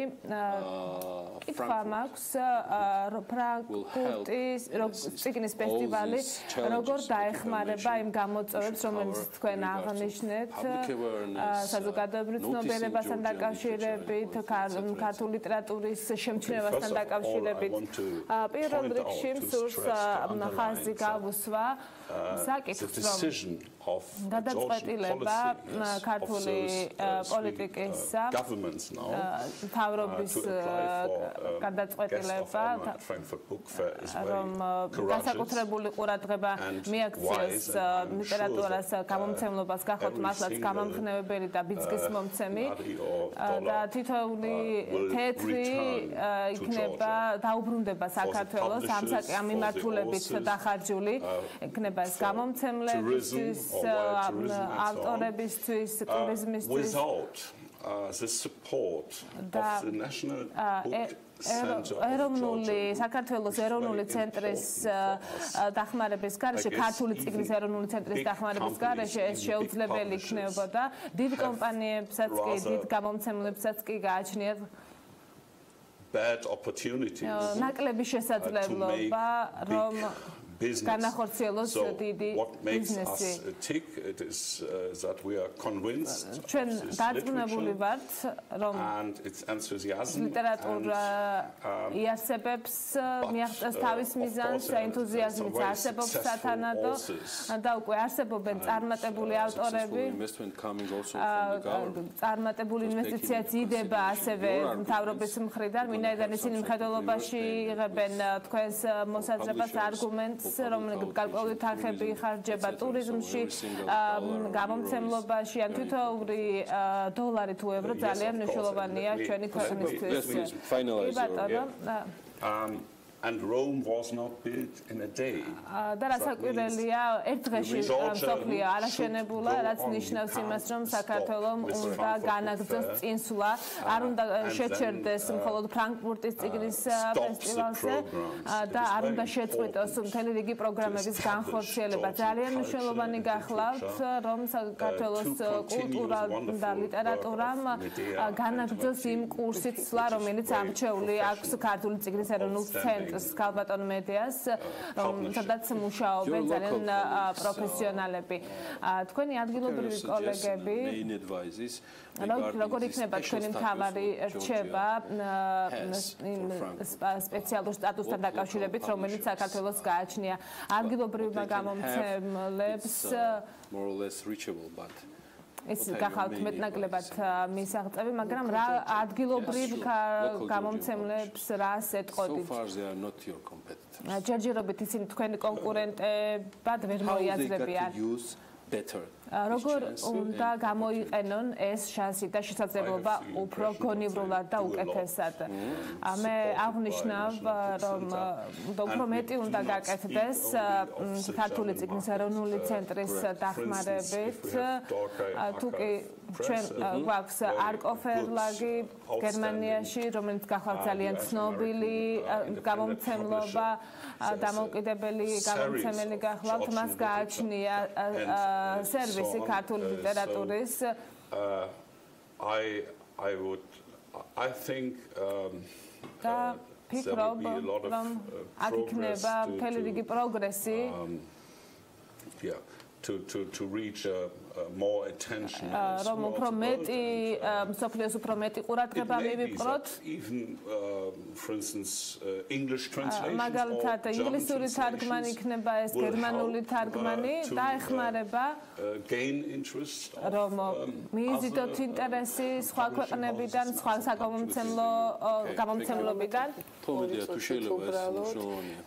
დიდი მადლობა კრისტოფს ჩვენი გუნდის ასეთი შეფასებისთვის. ქართული გამომცემლებისთვის ეს ნამდვილად უნიკალური შანსია. პირველ რიგში პროცესი გამოცოცხლდა ქვეყანაში. უფრო მეტი ახალი დებიუტანტი ხმის აღმოჩენას ცდილობენ ქართული გამომცემლების საავტორო უფლებების გაყიდვის კუთხით გაზრდილი ამაჩვენებლები, ანუ უფრო მეტ ავტორზე იყიდება საავტორო უფლება. და ზოგადად საგამომცემლო სექტორისთვის ეს არის უნიკალური შანსი გერმანიის მასშტაბით, არამარტო გერმანიის მასშტაბით, თავიანთი საქმიანობა წარმოაჩინონ და როგორც ბატონმა კრისტოფერმა თქვა, ეს პროცესი უნდა შენარჩუნდეს. ჩვენ ფრანკფურტის პროექტს ვუყურებთ, არა როგორც ანუ საბოლოო რაღაცა ხო პუნქტს, ხო, რომლითაც დასრულდეს რაღაც პროცესი ლიტერატურული აქტივობის. ეს არის ერთი სტარტაპი, რომლის შემდეგაც ძალიან დიდი საინტერესო კარები უნდა გაიღოს მსოფლიოს სხვადასხვა შემოქმედებით ინდუსტრიაში. მე ვისურვებდი ამ ყველაფერში, ეს ალბათ არ არის ამ ეტაპზე შეიძლება მედია სათქმელი, მაგრამ კერძო სექტორი სავარაუდოდ ძალიან მნიშვნელოვნად ჩაერთვება ამ სიტუაციაში ერთი მარტივი მიზეზის გამო. გამომცემლებისთვის და ზოგადად ამ მიმართულების ბიზნესისთვის ამაზე დიდი მექა ნამდვილად არ არსებობს, აიმისოთ რომ მოხდეს უკვე თავის დამკვიდრება. აი, რამდენად დაუჭერს ახლა კერძო სექტორი ხარს უკვე თავად ქართული წიგნის ეროვნულ ცებს და მის ინიციატივებს, გამოჩნდება ყოველ შემთხვევაში ფაქტია, რომ ამ კუთხით ფრანკფურტის თემა და ბევრი სხვა თემები სახელმწიფოს მხრიდან მუშაობა მიდის და არც თუ წარუმატებლად დანარჩენი წარმატებები ერთად დავითვალოთ ყველა შემდეგ ეტაპებში. დიდი მადლობა. მედია დიდი მადლობა ქრისტოფი. მადლობა. Thank you for your time. ჩვენ უნდა გადავიდეთ შემდეგ სიუჟეტზე, ვიდრე ჩვენ გავაცილებთ დიდელ პირველი მინისტრში უნდა გადავინოცოთ ბავშვთა დაცვის საერთაშორისო დღეზე ვსაუბრობთ ჩვენ ხედავთ მზეს, ეს არის ფრაზა, რომელიც უკვე 12 წელია აქტიურობას მზის ფესტივალის ფარგლებში არ კარგავს და მზივრის პარკში ტრადიციულად ერთ ჩვეულებრივ დღეს ალამაზებს. ერთი დღით ბავშვობაში დაბრუნება უფროსებისთვის და ბევრი გაღიმებული და ბედნიერი პატარა, ეს არის მთავარი მიზანი ღონისძიებისა, რომელიც წლიდან წლამდე უფრო მასშტაბური ხდება. ზაფხულის ყველაზე ფერადი დღე ნახოთ მარიამ ადამიანის სიუჟეტში. უკვე მე-12 წელია მზივრის პარკი მზის ფესტივალს მასპინძლობს ღონისძიებას, რომელსაც ესწრებიან როგორც ბავშვები, ასევე უფროსები, მიუხედავად მათი სოციალური მდგომარეობისა თუ სტატუსისა.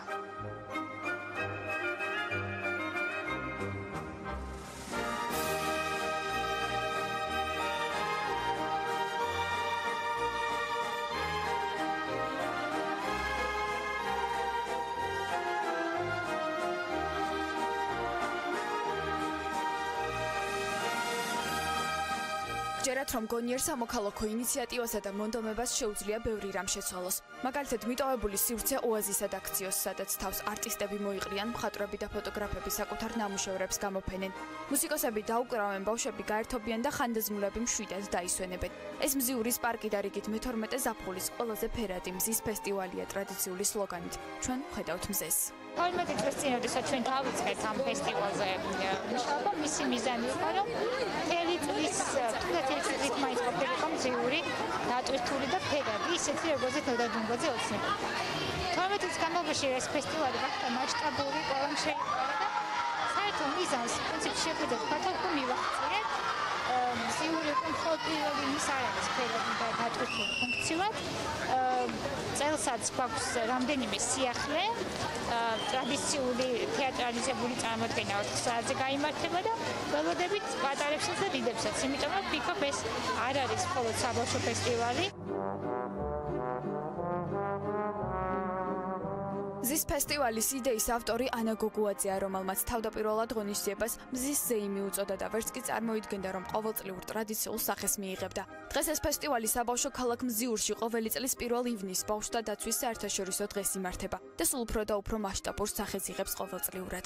პროექტის მიზანია განავითაროს ნოდარ დუმბაძის ბავშვთა ქალაქის იდეა, მოახდინოს სპეციალური საჭიროების მქონე ბავშვების საზოგადოებრივ ცხოვრებაში ჩარევა და ამ მიმართულებით საზოგადოების ცნობიერების ამაღლება. დღევანდელი დღე კი არა ყოველი დღე ბავშვებს უნდა დაუთმოთ, იმიტომ რომ ბავშვები ჩვენი მომავალია და მათ უნდა შევუქმნათ ღირსეული ისეთი გარემო, სადაც ისინი მერე გაიზრდებიან და მადლობას გვეტყვიან. წლების წინ როდესაც ჯოსილი ჩაერთო ამ აქტივობაში, მაშინვე განისაზღვრა მთავარი მიზანი, რომ ყოფილიყო დღე მოწყობილი ნებისმიერი ადამიანისთვის, მიუხედავად მისი სოციალური მდგომარეობისა თუ ფიზიკური შესაძლებლობისა. და ვცდილობთ, რომ ყოველ წელს მნიშვნელოვანი კომპონენტი შევმატოთ ხოლმე ამ მიზანს და წელსაც გვექნება ძალიან მრავალფეროვანი აქტივობები. თომას ზღაპრები, მხიარული ავტობუსი, არაბული არტ-ჰაუსი, მხიარული ესტაფეტები და ციფრული ფოტომატიანე. ეს იმ ღონისძიებების მცირე ჩამონათვალია, რომლებიც მზის ფესტივალზე მზიურში მთელი დღის განმავლობაში გაიმართა. მთავარი მიზანი კი ისევ და ისევ ბავშვებისათვის კიდევ ერთი დღის გახალისება და გაფერადება იყო. უფროსებს კი მიეცათ საშუალება ერთი დღით ისევ ბავშვობაში დაბრუნებულიყვნენ.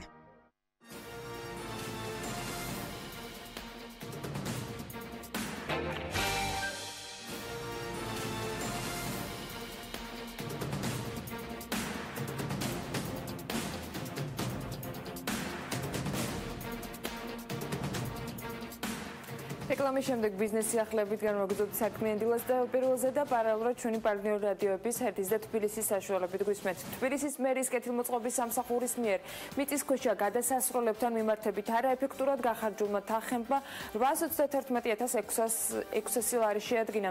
ასეთი აუდიტის სამსახურის მიერ წარმოდგენილი 2016 წლის საქმიანობის ანგარიშიდან ერთ-ერთი ამონარიდი. ქალაქ თბილისის მერიასა და ავსტრიულ კომპანია დოპელმაიერს შორის 2012 წლის 5 ივნის გაფორმდა ხელშეკრულება მთაწმინდაზე საბაგირო გზის ფუნქციონირების აღდგენისათვის. კომპანია დოპელმაიერისათვის კი წინასწარი ანგარიშის სწორებით საბანკო გარანტიის და მატერიალური ფასეულობების მიღების გარეშე გადარიცხულია 4,1 მილიონ ევროს ოდენობის თანხა, მაშინ როდესაც ხელშეკრულებით 2,8 მილიონი ევროს გადახდა უნდა განხორციელებულიყო მისაწოდებელი ტექნიკის თბილისში დასაწყობების შემდეგ. საბაგირო გზის მშენებლობისათვის კი 2012-2013 წლებში ბიუჯეტიდან გაწეულია სულ 12 მილიონ 600,000 ლარის საკასო ხარჯი. დღის მდგომარეობით შესრულებულია მხოლოდ 604,600 ლარის სამუშაოები. აუდიტის პროცესში კეთილმოწყობის სამსახურის და შპს უძრავი ქონება თბილისის თანამშრომლებთან ერთად მიწისქვეშა გადასასრულებლებში შესრულებული სამუშაოების ვიზუალური დათვალიერებით კი აღმოჩენილია, რომ მიწისქვეშა გადასასრულებლებში დამონტაჟებული ლიფტები და საპირფარეშოები საერთოდ არ ფუნქციონირებს. სამეთვალყურეო სისტემებიდან კი ფუნქციონირებდა მხოლოდ მცირე ნაწილი. აუდიტის სამსახურის ყოველწლიურ ანგარიში ასევე ნათქვამია, რომ მიღებების, ფურშეტების, წოულებების და სარესტორნო მომსახურებაზე გაწეული წარმომადგენლობითი ხარჯების საჭიროება არ არის სათანადოდ დასაბუთებული მუნიციპალიტეტების მიერ. მათივე ინფორმაციით არ არის იდენტიფიცირებული სტუმრების ვინაობა და რაოდენობა, ასევე თანხები დახარჯულია სახელმწიფო უწყებების სხვადასხვა თანამდებობის პირების კვლევის ორგანიზებისათვის.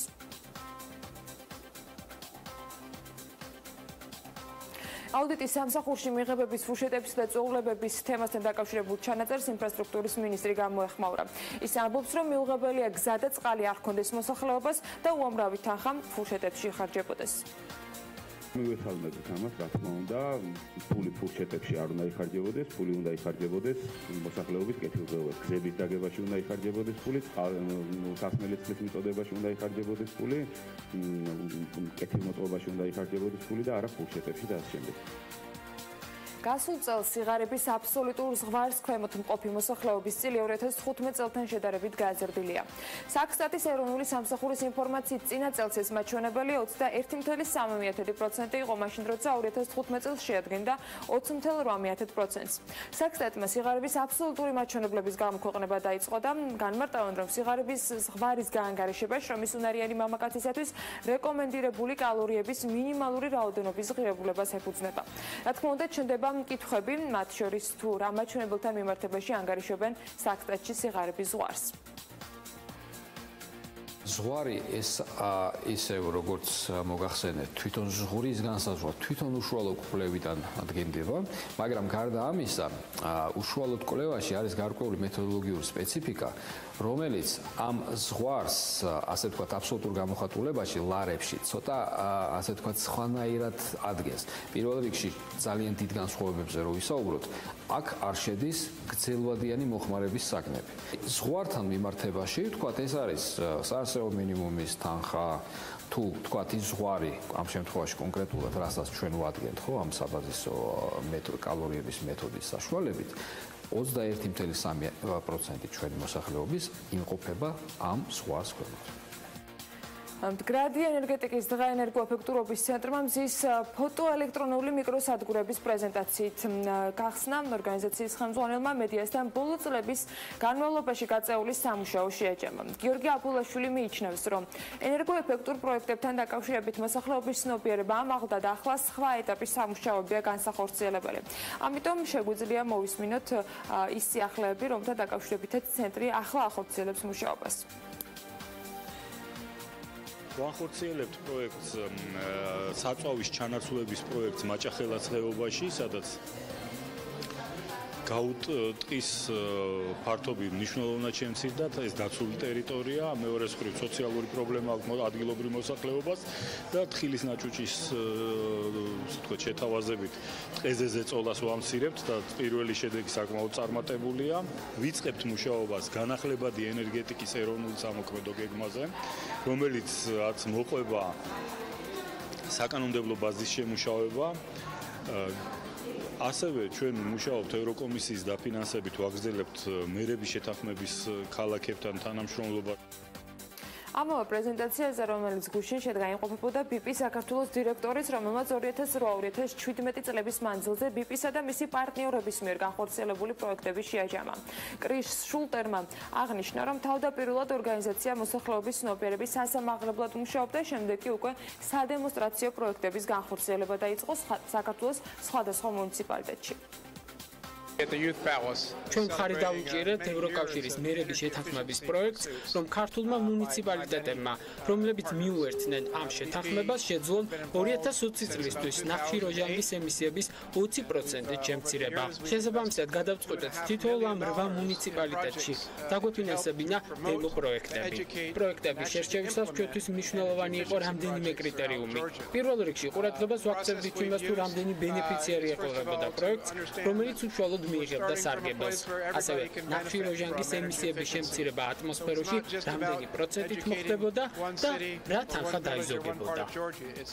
საფეხბურთო კლუბი ტორპედო ქუთაისი ელექტრონულ აუქციონზე განახევრებული ფასით გამოვა. მას შემდეგ, რაც ქუთაისის მერიამ პირველ აუქციონზე კლუბის საკრებულო თანხის განახევრები ვერ გაიყიდა, კლუბის საკრებულოს განახევრების გადაწყვეტილება მიიღო. საქმის კურს ქუთაისის მერიაში განუცხადეს, რომ საკრებულომ ქუთაისის მერიას შესაბამისი თანხმობა მისცა. ჩაშლილ აუქციონზე კი ტორპედოს ფასი 585,000 ლარი იყო. შესაბამისად, ახალ აუქციონზე მისი საწყისი ფასი 292,000 ლარი იქნება. ქუთაისის მერიის ინფორმაციით, შემდეგი აუქციონი უახლოეს დღეებში გამოცხადდება.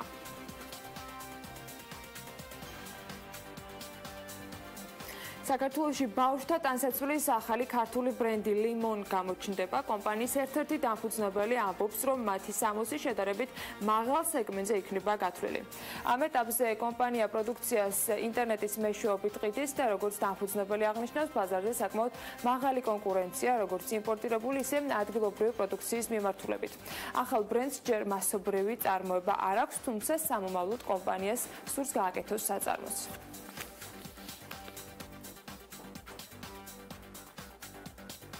ახლა საერთაშორისო ბირჟებს და 6 მთავარ ძირითად ვალუტას გადავხედოთ მსოფლიოდან. დოლარი მომჯობინდა სხვა ძირითადი ვალუტების მიმართ ხუთშაბათს, რასაც ხელი შტატებში დასაქმების ანგარიშმა შეუწყო. ევრო დოლარის წყვილი 0.34%-ით დაბლა, მაგრამ ევრო დოლარისათვის მაინც ძვირია, ვიდრე ეს გასულ პერიოდში იყო. 1 ევროს ფასი დოლარსა და 12 ცენტს აჭარბებს. დოლარი მეტი გაძვირებისაგან შეიკავა ასევე ტრამპის ადმინისტრაციასთან დაკავშირებულმა გამოძიებამ, რომელსაც ფედერალური გამოძიების ბიურო ატარებს. ინვესტორებს ეშინიათ, რომ ტრამპის რუსეთთან კავშირების გამოაშკარავების შემთხვევაში მისი ადმინისტრაციის პროგრესი ბიზნესისათვის შეპირებული სტიმულირების მიმართულებით შეფერხდება. ბრიტანული გირვანქა სტერლინგიც დამატებით 33%-იან გაიაფებას განიცდის და მისმა ფასმა დოლარი და 28 ცენტი შეადგინა. ბრიტანული ვალუტის დაცემის ტრენდი კი გამოწვეულია ბრიტანეთის სახელმწიფო გამოკითხვის შედეგებით, რომელიც 4 შაბათს გამოვლინდა. ამ გამოკითხვის შედეგებით ტერეზა მეის კონსერვატიული პარტია მხოლოდ 3%-ით უსწრებს ლეიბორისტებს. ინვესტორებს ეშინიათ, რომ ტერეზა მეი პოზიციები შეიძლება დაკარგოს, რაც ბრეგზიტის პროცესის მართვის ხელიდან წასვლას ნიშნავს. იაპონური ენიც გაიაფებისაკენ წავიდა და დოლარის მიმართ $1 ფასი 111.9 იენს უახლოვდება. ოთხშაბათს ეს პოზიციები 111 იენთან იყო. დოლარი მცირედით გამყარდა ფრანკის მიმართაც და 100 ფრანკი ახლა ამერიკელებს მხოლოდ $97 უღით. ბიტკოინი კი აგრძელებს აღმასვლას და კვლავ საკუთარ რეკორდულ დღის ბოლო ფასს $2239 უახლოვდება. რაღაც მომენტში მან $2461-ს გადააჭარბა გუშინდელი ვაჭრობის შედეგად, მაგრამ შემდეგ კვლავ დღის ბოლოს წამოვიდა ქვევითკენ, შესაბამისად მოლოდინები მისი ზრდის კიდევ უფრო მეტი არის. და ეს განპირობებულია ძირითადად იმ ახალი ამბებით, რომელიც ბიტკოინის საკმაოდ მყარ პოზიციებს და პოზიციების გამყარებას უკავშირდება და არა მხოლოდ უკვე აზიურ ქვეყნებში. აი მაგალითად ტელეგრაფმა დაწერა, რომ დიდი ბრიტანეთის უმსხვილესი ონლაინ სავაჭრო პლატფორმა კლიენტებისათვის გასცემს რეკომენდაციას და იძლევა შესაძლებლობას, რომ ინვესტირება მოხდეს კრიპტოვალუტაში. ბროკერი, რომელიც ამავე კომპანიაში დაახლოებით 70 მილიარდ ფუნტ სტერლინგს განკარგავს და ჯამში ემსახურება 876,000 კლიენტს, მათ მისცემს შესაძლებლობას, რომ ჰქონდეთ წტომა ფონდზე, რომელიც ბიტკოინის როგორც ყველაზე პოპულარული ელექტრონული ფულის ფასს იკვლევს. ანუ სხვა კრიპტოვალუტებიც არსებობს, მაგრამ ისინი უპირატესობას ამ შემთხვევაში ბიტკოინს ანიჭებენ. საუბარია შვედურ კომპანიაზე XBT Provider-ზე, რომელიც ბირჟის პრინციპებზეა თავის მხრივ მორგებული და შვედური ფირმა ბირჟაზე პოზიციონირებს, ანუ შესაძლო არის მისი წილის როგორც შეძენა, ასევე გასხვისება, ასე რომ ბიტკოინთან დაკავშირებით წინ კიდევ ბევრი საინტერესო პროცესი არის და დარწმუნებული ვარ, არა მხოლოდ ეს ერთი კომპანია იქნება, რომელიც საბროკერო მიმართულებით კრიპტოვალუტასთან დაკავშირებით დაიწყებს უკვე საკუთარი კლიენტებისათვის სიახლეების შეთავაზებას. აი ასეთი ამბებია უკვე მსოფლიო სავალუტო ბაზარზე. ახლა დრო არის, რომ ისევ საქართველოს, ისევ ამითის პროგნოზს დავუბრუნდეთ და მომდევნო 3 დღისას წინ უქმეებია და ვნახოთ როგორი უქმეები გველდება.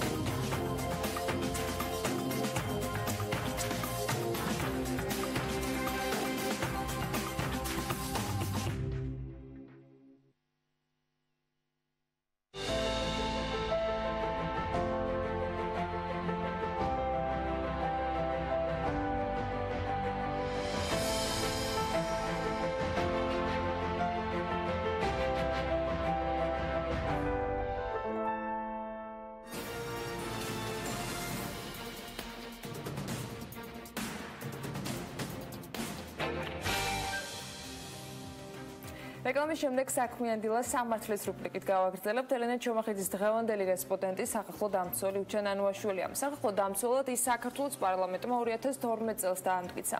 82 დეპუტატის მხარდაჭერით მიღებული პირველი უფლებადამცველი სტატუსით ნანუაშვილი მუშაობისთვის აუცილებელ რამდენიმე პრინციპს ასახელებდა. სახალხო დამცველი თავად უნდა ეძებდეს დანაშაულის ფაქტებს და ასევე ზრუნავდეს პრევენციის ეროვნული მექანიზმების გაძლიერებაზე. სახალხო დამცველის ინსტიტუტი უნდა გახდეს უფრო ღია სამოქალაქო საზოგადოებისთვის და საჭიროა საკანონმდებლო ინიციატივებზე მუშაობა, რადგან ადამიანის უფლებათა საერთაშორისო სტანდარტები საქართველოში მეტად ჩამორჩება დასავლეთში ამჟამად დამკვიდრებულ სტანდარტებს. უნდა გაძლიერდეს სახალხო დამცველის რეგიონალური ოფისები, ტოლერანტობის ცენტრი და ასე უმცირესობათა უფლებების დამცველი საბჭოები. დამცველის ოფისმა უნდა იზრუნოს ადამიანის უფლებების დაცვაზე კონფლიქტის ზონებში, რა სრულდება და როგორ აფასებს თავად ამ პრინციპებს ავტორი ქვეყანაში ადამიანის უფლებების დაცვლობისთვის საჭირო გარემოს. ვნახოთ ინტერვიუ. ძალიან დიდი მადლობა პირველ რიგში ბატონო ჩემისთვის რომ გამონახეთ დრო ჩვენთან ინტერვიუსთვის. რადგან დღეს ბავშვთა საერთაშორისო დღეა, მინდა რომ ბავშვთა უფლებებზე საუბრით დავიწყოთ ჩვენი ინტერვიუ. როგორი მდგომარეობაა საქართველოში ბავშვთა უფლებების დაცვის მიმართულებით და ასევე ბავშვთა რეაბილიტაციის პროგრამები საქართველოში. რა შეგიძლიათ გითხრათ ამ საკითხთან დაკავშირებით? დიდი მადლობა მოწვევისთვის. საკმაოდ ბევრია ის გამოწვევა, რომელიც ამ სფეროში არსებობს. აქ საუბარი არის იმაზე, რომ საკმაოდ ბევრია ბავშვთა შრომის ფაქტები, ჩვენ საუბრობთ იმაზე, რომ ყოველწლიურად ათასობით ბავშვი შრომობს 5-დან 17 წლამდე ასაკის 16000-ზე მეტი ბავშვი სახიფათო შრომაშია და სამუშაოშია ჩართული და ეს ციფრი საკმაოდ საგანგაშოა. პრობლემები არსებობს ბავშვთა განათლების კუთხით, ხარისხიანი განათლების კუთხით, იგივე მისაწვდომობა განათლების თუ ჯანდაცვის თუ სხვადასხვა სერვისების ამ მიმართულებით შესაძლებლობის მქონე ბავშვთა მდგომარეობა განსაკუთრებით ასევე შეიძლება ცალკე შეფასდეს როგორც ერთ-ერთი ყველაზე მოწყვლადი ჯგუფი და კიდევ უფრო პრობლემური. თქვენ ყოველთვის თქვენს ანგარიშებში გარკვეული რეკომენდაციებით მიმართავთ ხოლმე კონკრეტულ უწყებებს. როგორ ფიქრობთ, რომელი უწყებების გააქტიურება ესე რომ ვთქვათ საჭირო იმისათვის, რომ ბავშვთა უფლებები იყოს დაცული და ვინ უნდა ზრუნავდეს უპირველეს ყოვლისა, საიდან უნდა იწყებოდეს ზრუნვა ბავშვთა უფლებებზე? ეს არ არის სფერო, სადაც მხოლოდ ერთი კონკრეტული უწყება უნდა იყოს პასუხისმგებელი და ჩვენ თუ გადავავალებთ იგივე თვალს წინა წლების ანგარიშებს სახალხო დამცველის, დავინახავთ, რომ მთელი რიგი პრობლემები არ იცვლება. თუნდაც ქუჩაში მცხოვრები და მომუშავე ბავშვთა მდგომარეობა, ხო პრაქტიკულად არ შეცვლილა ბევრი რამ. სწორედ ამიტომაც ერთ-ერთი ახალი რეკომენდაცია, რომელიც ჩვენ შევიტანეთ საპარლამენტო ანგარიშში და მე დიდი იმედი მაქვს, რომ პარლამენტი ამას გაიზიარებს, არის ის, რომ ქვეყანაში ჩვენი აზრით უნდა შეიქმნას ახალი კანონი ბავშვთა დაცვის შესახებ. ანუ ეს უნდა იყოს კომპლექსური კანონი, რომელიც მოიცავს აბსოლუტურად ყველა სეგმენტს, ყველა სფეროს და შესაბამისად ეს კანონი მე ვფიქრობ არის ძალიან მნიშვნელოვანი გამოწვევა. სწორედ ეს კანონი, რომლის ჩარჩოებში იქნება აბსოლუტურად ყველა ის საკითხი, რომელიც დღეს ერთგვარად დანაწევრებულია სხვადასხვა უწყებებს შორის და შესაძლებელია რომ სწორედ ამის გამოც არის გარკვეული პრობლემები, რომ ეს პრობლემები, რომელიც უფრო მეტად სისტემური ხასიათის არის, ამას ჭირდება სისტემური გადაწყვეტა. თქვენი შეფასებით შრომითი უფლებების დაცვა არის თუ არა საქართველოში გამოწვევა და შრომის ინსპექციაზე მინდა რომ ვისაუბროთ აუცილებლად. ერთ-ერთი ყველაზე სერიოზული პრობლემა სწორედ არის ის, რომ უსაფრთხოების თვალსაზრისით არანაირი მინიმალური სტანდარტები არ არის ქვეყანაში. არც არის და არც დაცვა არ ხდება შესაბამისად. უკვე წლებია ჩვენ ვსაუბრობთ ამ პრობლემაზე.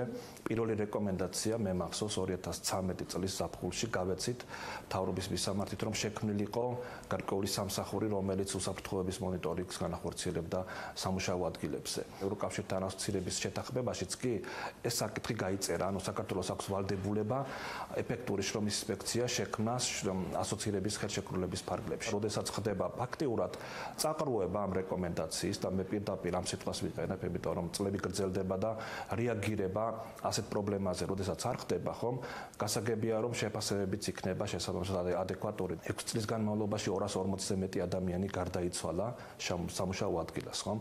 რომ შევადაროთ 2008 წლის ომს სამოქალაქო პირები, დაახლოებით იგივე რაოდენობის ადამიანები გარდაიცვალნენ ომში და ეს ფაქტიურად არის დროში გაწერილი ომი საკუთარი მოსახლეობის წინააღმდეგ და სახელმწიფო ვალდებულია არა მხოლოდ ის, რომ ხელი შეუწყოს ინვესტიციების მოზიდვას და სამუშაო ადგილების შექმნას, ასე ვალდებულია დაიცვას ადამიანის სიცოცხლე. ბატონო, ძალიან აქტუალურ პრობლემას მინდა შევეხო და ამ თემაზეც მინდა აუცილებლად ვისაუბროთ, რაც ეხება ქალთა უფლებებს, ამ მდგომარეობას საქართველოში ქალთა უფლებების დაცვის კუთხით. ზოგადად ქალთა მიმართ ძალადობა და ოჯახში ძალადობა კვლავ რჩება ერთ-ერთ ყველაზე სერიოზულ პრობლემად. მიუხედავად იმისა, რომ ბოლო წლებში ამ პრობლემაზე რეაგირება ნამდვილად ხდება და განსხვავებით წინა წლებისგან უკვე რეაგირებენ ასეთ შეტყობინებებზე, მაგრამ ჩვენ ვერ წაუვალთ იმ რეალობას, რომელიც არსებობს. ხომ გასულ წელს 21 ქალი იქნა მოკლული მეუღლის ან ყოფილი მეუღლის ან პარტნიორის მიერ. ეს ფაქტიურად არის მხოლოდ ის ხილული ნაწილი აისბერგის, რომელიც ჩანს. მის ქვეშ არის გაცილებით უფრო ბევრი პრობლემა, ის უთანასწორობა თუნდაც ის სტერეოტიპები, თუნდაც ის დამოკიდებულება, მესაკუთრული დამოკიდებულება ქალისადმი. თქვენ საუბრობდით სასამართლოს რეფორმირების აუცილებლობაზე. პრობლემაზე საქართველოში. კერძოდ განმარტავდით, რომ იუსტიციის უმაღლესი საბჭოს გადაწყვეტილებები მოსამართლეთა დანიშვნასთან დაკავშირებით იყო საკმაოდ გაუმჭვირვალე. რას ფიქრობთ ახლა ამ საკითხთან დაკავშირებით? სამწუხაროდ პრობლემები, რომელზეც ჩვენ საუბრობდით წელიწად ნახევარი 2 წლის წინ, არ შეცვლილა. ეს პროცესი კვლავ გრძელდება. პროცესი თუნდაც მოსამართლეთა დაწინაურების, მოსამართლეთა დანიშვნის ის კრიტერიუმები, ხო, რის საფუძველზეც ხდება ეს პროცესი, ჯერჯერობით კვლავ გაუმჭვირვალეა. სისტემური პრობლემები კვლავ არსებობს და ეს არ არის მხოლოდ მოსამართლეთა შერჩევის პროცესთან დაკავშირებული. პრობლემა არის ის, რომ თუნდაც ათეულობით წინდადება, როდესაც სახალხო დამცველის მიერ იგზავნება ამ საბჭოში, როდესაც საუბრობთ კონკრეტული მოსამართლის მხრიდან ჩადენილ სავარაუდო დარღვევებზე, ფაქტიურად ეს წინადადებები ხდება შეუსწავლელი. მე მახსოვს, რომ თქვენ გარკვეული პერიოდის წინ ასევე საუბრობდით ნარკოპოლიტიკის შეცვლის აუცილებლობაზე და როგორც მახსოვს, არჩეერთაც მიმართეთ საკონსტიტუციო სასამართლოს. რის შეცვლას ითხოვთ და რა მიმართულებით ითხოვთ კანონმდებლობის შემსუბუქებას, როდესაც საუბრობთ ნარკოპოლიტიკაზე? დღეს ქვეყანაში უზარმაზარი რესურსი იხარჯება, მათ შორის ფინანსური და ადამიანური, ზოგადად ამ საკითხთან დაკავშირებით. შეიძლება ითქვას, რომ პოლიტიკა, სახელმწიფოს პოლიტიკა, ნარკოპოლიტიკა არის უკიდურესად არაჰუმანური. ეს მიმართული არის დასჯაზე მხოლოდ და რეალურად არანაირ სარეაბილიტაციო პროგრამას, არანაირ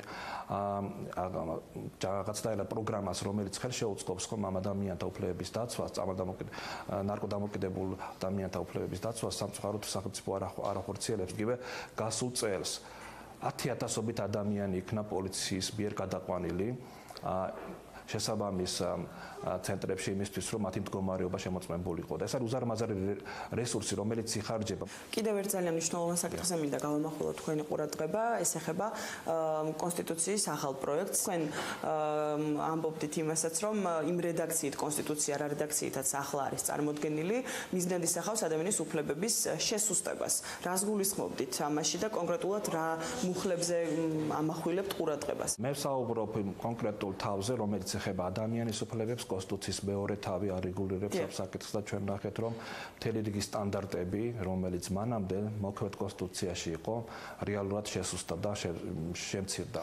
სოციალური უფლებების კუთხით არის უკან გადადგმული ნაბიჯი, როდესაც გარკვეული თუნდაც სოციალური დაცვის კუთხით არსებული მუხლი ფაქტიურად გამქრალია ამ თავიდან. შრომის უსაფრთხოების და შრომის უფლებების დაცვის გარკვეული საკონსტიტუციო გარანტიების შექმნაზე საუბრობდით ჩვენ და სამწუხაროდ ეს თავდაპირველი თანხმობა, რომელიც სამუშაო ჯგუფში შედგა ბოლო მომენტში ფაქტიურად გაქრა. ასევე არის მთელი რიგი ჩანაწერები, რომელიც ჩვენი აზრით პირიქით უფრო მეტად მაგაცნაირად ამდაბლებს იმ სტანდარტს, რომელიც მანამდე არსებობდა.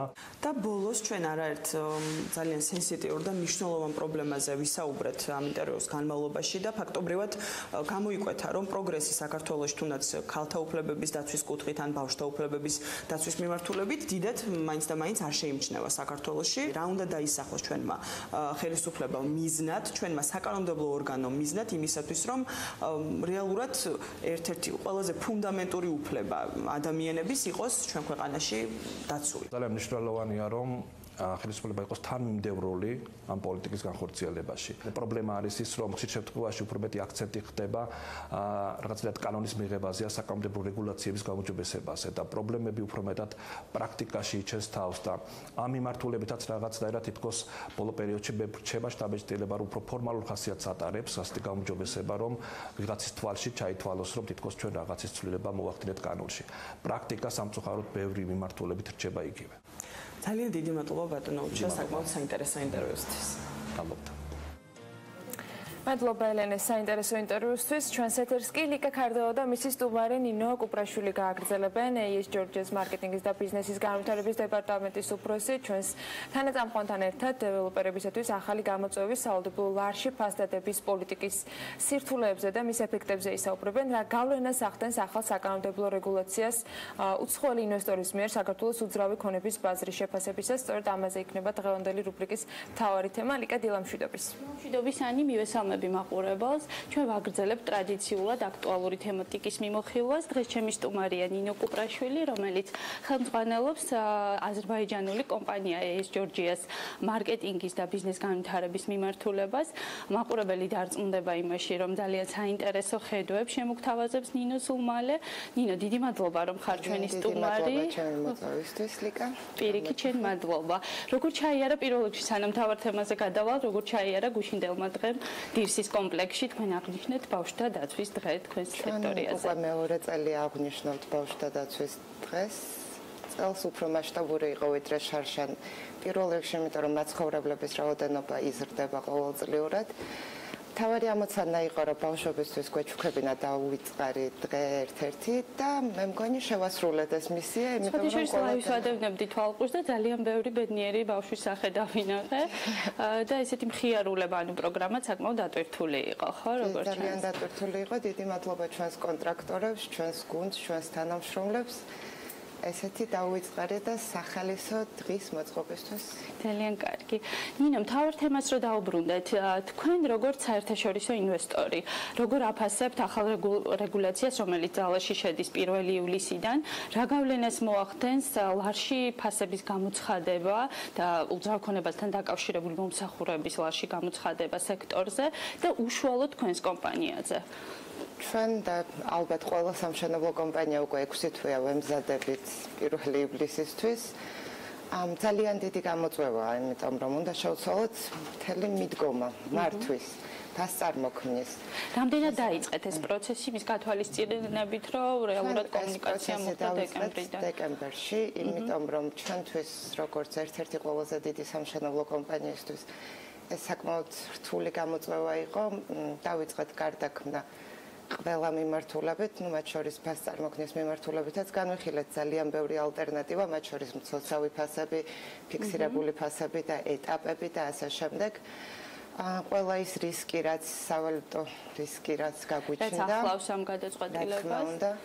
და მივედით იქამდე, რომ გვინდა თუ არ გვინდა, ეს ძალიან კარგი პროცესია ქვეყნისთვის, მომხმარებლისთვის, იმიტომ რომ რა თვალსაზრისით ნინო, ანუ რა სარგებელი შეიძლება მოიტანოს კომპანიისთვის და სექტორისთვის და ასევე ქვეყნისთვის? პირველ რიგში ქვეყანაზე დავიწყოთ, ლარიზაციის პროცესი ქვეყნისთვის არის აუცილებელი, იმიტომ რომ ის მერყეობები, რომლებიც დღეს ვალუტას გააჩნია, წესით მინიმუმამდე იქნება დაყვანილი. რა თქმა უნდა, კიდევ სხვა ფაქტორებიც არის, მაგრამ ეს ძალიან ხელს შეუწყობს. რა თქმა უნდა, ჩვენთვის ეს ძალიან დიდი გამოწვევაა. ახლა ბედნიერები იმით, რომ უნდა გადავქნათ და აქედან გამომდინარე ადვილი არ იქნება ალბათ გადაწყობა. არა, რა თქმა უნდა, პლუს იმის გარდა, რომ საკმაოდ დიდი პროექტია, ჩვენ გვაქვს ერთი უპირატესობა. ეს ის არის, რომ კომპლექსი დასრულებულია, ანუ პირველი ეტაპი უკვე აშენებულია, ეს ხარჯი გაწეულია.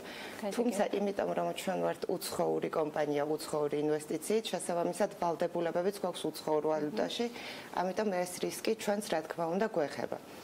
ერთ-ერთი ყველაზე რთული პროდუქტი ამ ლარიზაციის პროცესში არის შიდა განვადება, რომელსაც ჩვენ დღეს მხოლოდ ემიგრანტებს და უცხოელებს ვთავაზობთ, თუმცა ბაზარზე ძალიან დამკვიდრებულია, ხომ, შენება, კომპლექსებში ეს შიდა განვადება. რა თქმა უნდა, რადგან განვადების ვადა უფრო დიდია, რისკი იზრდება და ამიტომ თვითღირებულება იზრდება, იმიტომ რომ ეს რისკი ხო თვითღირებულებაში ჩნდება. შესაბამისად, ფინანსურად მომგებიანი არ არის, თუმცა გრძელვადიან პერიოდში ჩვენ გვჯერა, რომ ეკონომიკა ამით უფრო გაიზრდება. შესაბამისად, რადგან ეკონომიკა გაიზრდება, სამშენებლო სექტორის გაიზრდება და ჩვენთვისაც კარგი იქნება. ნინო, სხვადასხვა ბევრ კომპანიას აქვს სწორედ ესეთი მოლოდინი, რომ გრძელვადიან ჭრილში ეს იქნება პოზიტიური გავლენა სექტორზე. თუმცა არსებობს საწინააღმდეგო მოსაზრებაც იმის შესახებ, რომ ვინაიდან ეს სექტორი მეტწილად დამოკიდებულია იმპორტზე, სამშენებლო მასალებს გულისხმობ, ანუ სამშენებლო საქმის წარმოება ხდება იმპორტირებული საქონლით და შესაბამისად სავალუტო რისკის ფაქტორი ძალიან სენსიტიური თემაა. ბიზნესს მოუწევს გარკვეული ბალიშების ჩადება ფასდადებაში და ეს ასე ვთქვათ გამოიწვევს ფასების მატებას სექტორში უძრავქონებაზე, რაც შემდგომ აისახება მოთხოვნა მიწოდებაზე, ანუ გარკვეულწილად შეიძლება მოთხოვნა შემცირდეს. აი თქვენ შენი გადასახედიდან და კომპანიის როგორც უცხოური ინვესტორის გადასახედიდან, აი ამ ჭრილში რა გავლენებს ელოდებით, თქვა, საშუალოვადიან პერიოდში და გრძელვადიან პერიოდში? ჩემი აზრით, მოკლევადიან პერიოდში, რა თქმა უნდა, ყველა სამშობლო კომპანია ეცდება, რომ რისკი გადაიტანოს ფასში. ჩვენც ესე ვეცდებით. ანუ ფასები გაიზრდება, იმიტომ რომ ეს სავალუტო რისკი, რომელიც 4-დან 10%-მდე მერყეობს, ჩვენ რაც დავთვალეთ, იმიტომ რომ ბოლოს იყო ხომ, ბოლო 2 წლის განმავლობაში ძალიან დიდი მერყეობებია. შესაბამისად, ჩვენ 4% არის მინიმალური სავალუტო რისკი, რომელსაც ყველა კომპანია ალბათ ეცდება, რომ ჩადოს დღევანდელ ვარში გამოხატულ ფასში. გრძელვადიან პერიოდში მე არ ვეთანხმები იმას, რომ ბაზარი შემცირდება.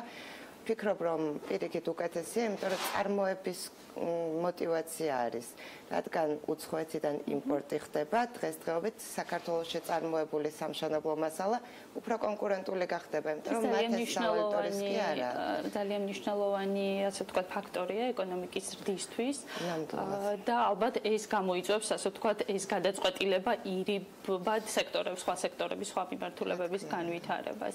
ფასებიც, რა თქმა უნდა, მოთხოვნაზე და მიწოდებაზეა დამოკიდებული.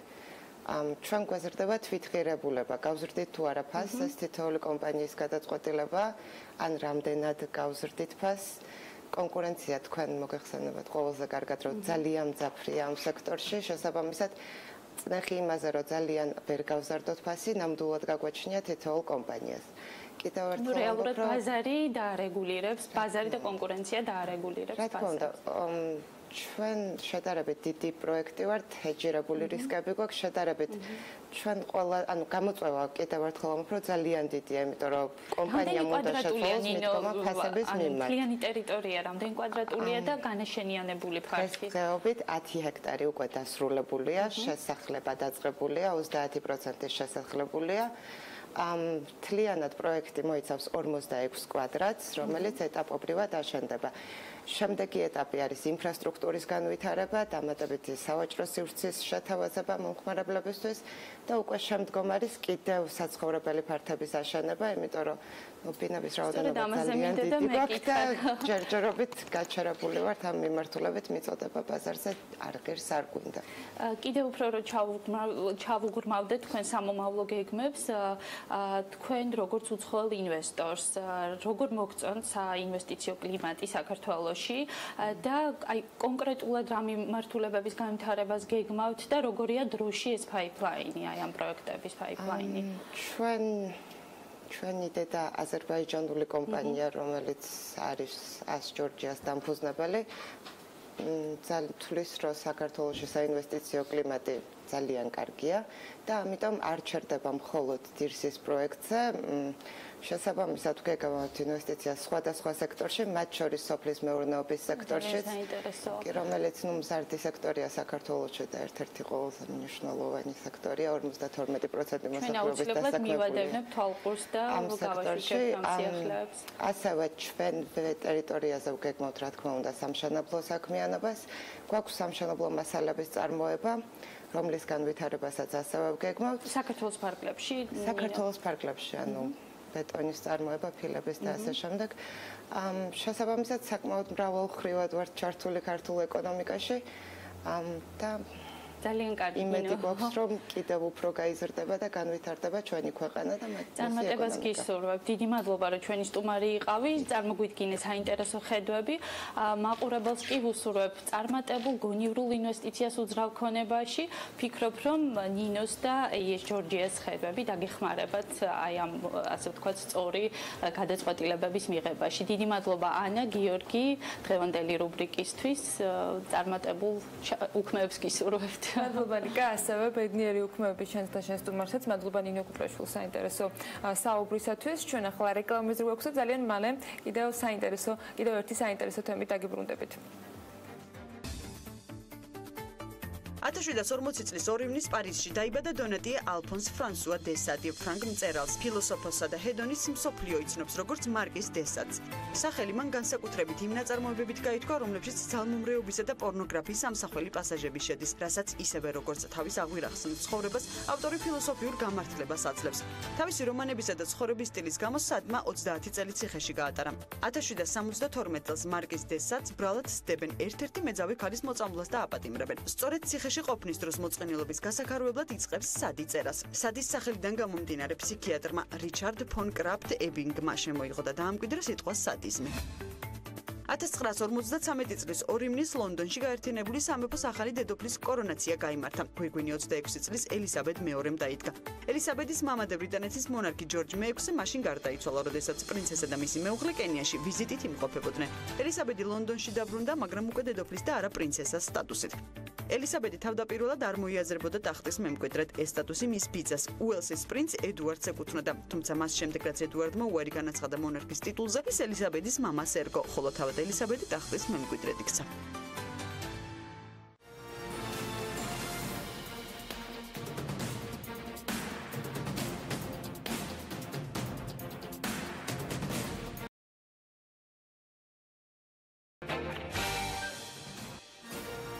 რეკლამის შემდეგ საქმიანი დილით დავბრუნდით პირდაპირ ეთერში და სანამ Green Travel-ის დამფუძნებელი სულ რამდენიმე წუთში შემოგვიერთება, იქამდე დღევანდელი დღის რიცხვი მოვისმინოთ, შეთა დილა მშვიდობის.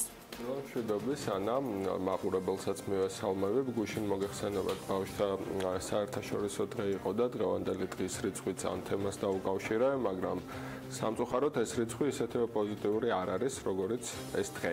ჩვენ ვჭობთ სკოლის როლზე ბავშვის გონებრივ და სულიერ აღზრდაში, თუნდაც ვუყურებთ განათლების სამინისტროს პრეზენტაციების სლაიდებს, ზედმიტყებებული ლეპტოპის სურათებით, რომელიმე უფასო ფოтобაზიდან და თურმე სად ბანაობთ რა სულიერი და გონებრივი სიჯანსაღე, როცა საქართველოს სკოლებში ბავშვების ფიზიკურ სიჯანსაღესაც საფრთხე ემუქრება.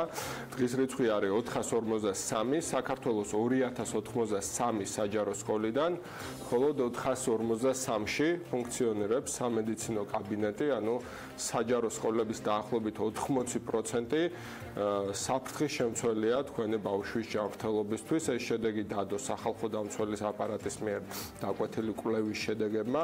ეს ბუნებრივია ცუდია, მაგრამ უარესი ამის უკანაა.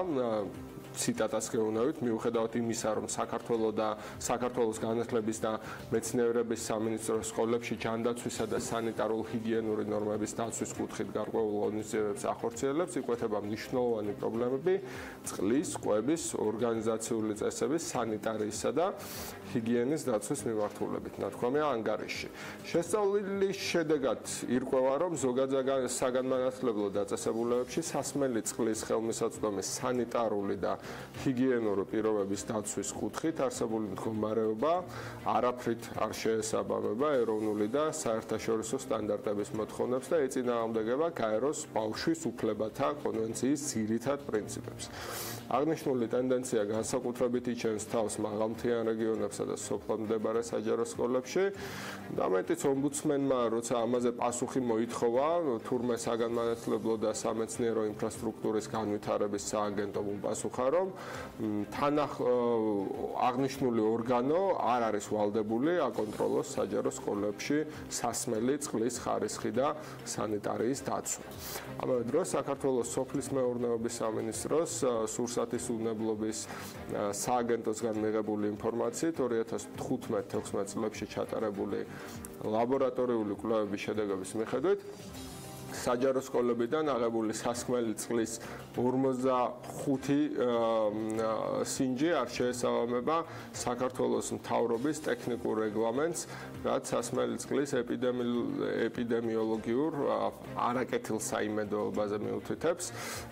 მშობლებო, ამას თქვენ თუ არ მოითხოვთ, თავისით საშველი არ დაადგება, განსაკუთრებით იმ შემთხვევაში, თუ კი თქვენი შვილი საჯარო სკოლაშია მიბრძანდით, აიღეთ სინჯი და პირდაპირ უჩივლეთ განათლების სამინისტროს, იქნება ამან მაინც აიძულოს ვინმეს დაავალოს ამ საკითხის გაკონტროლება ფარატინა პრეზენტაციების კეთების შუალედში.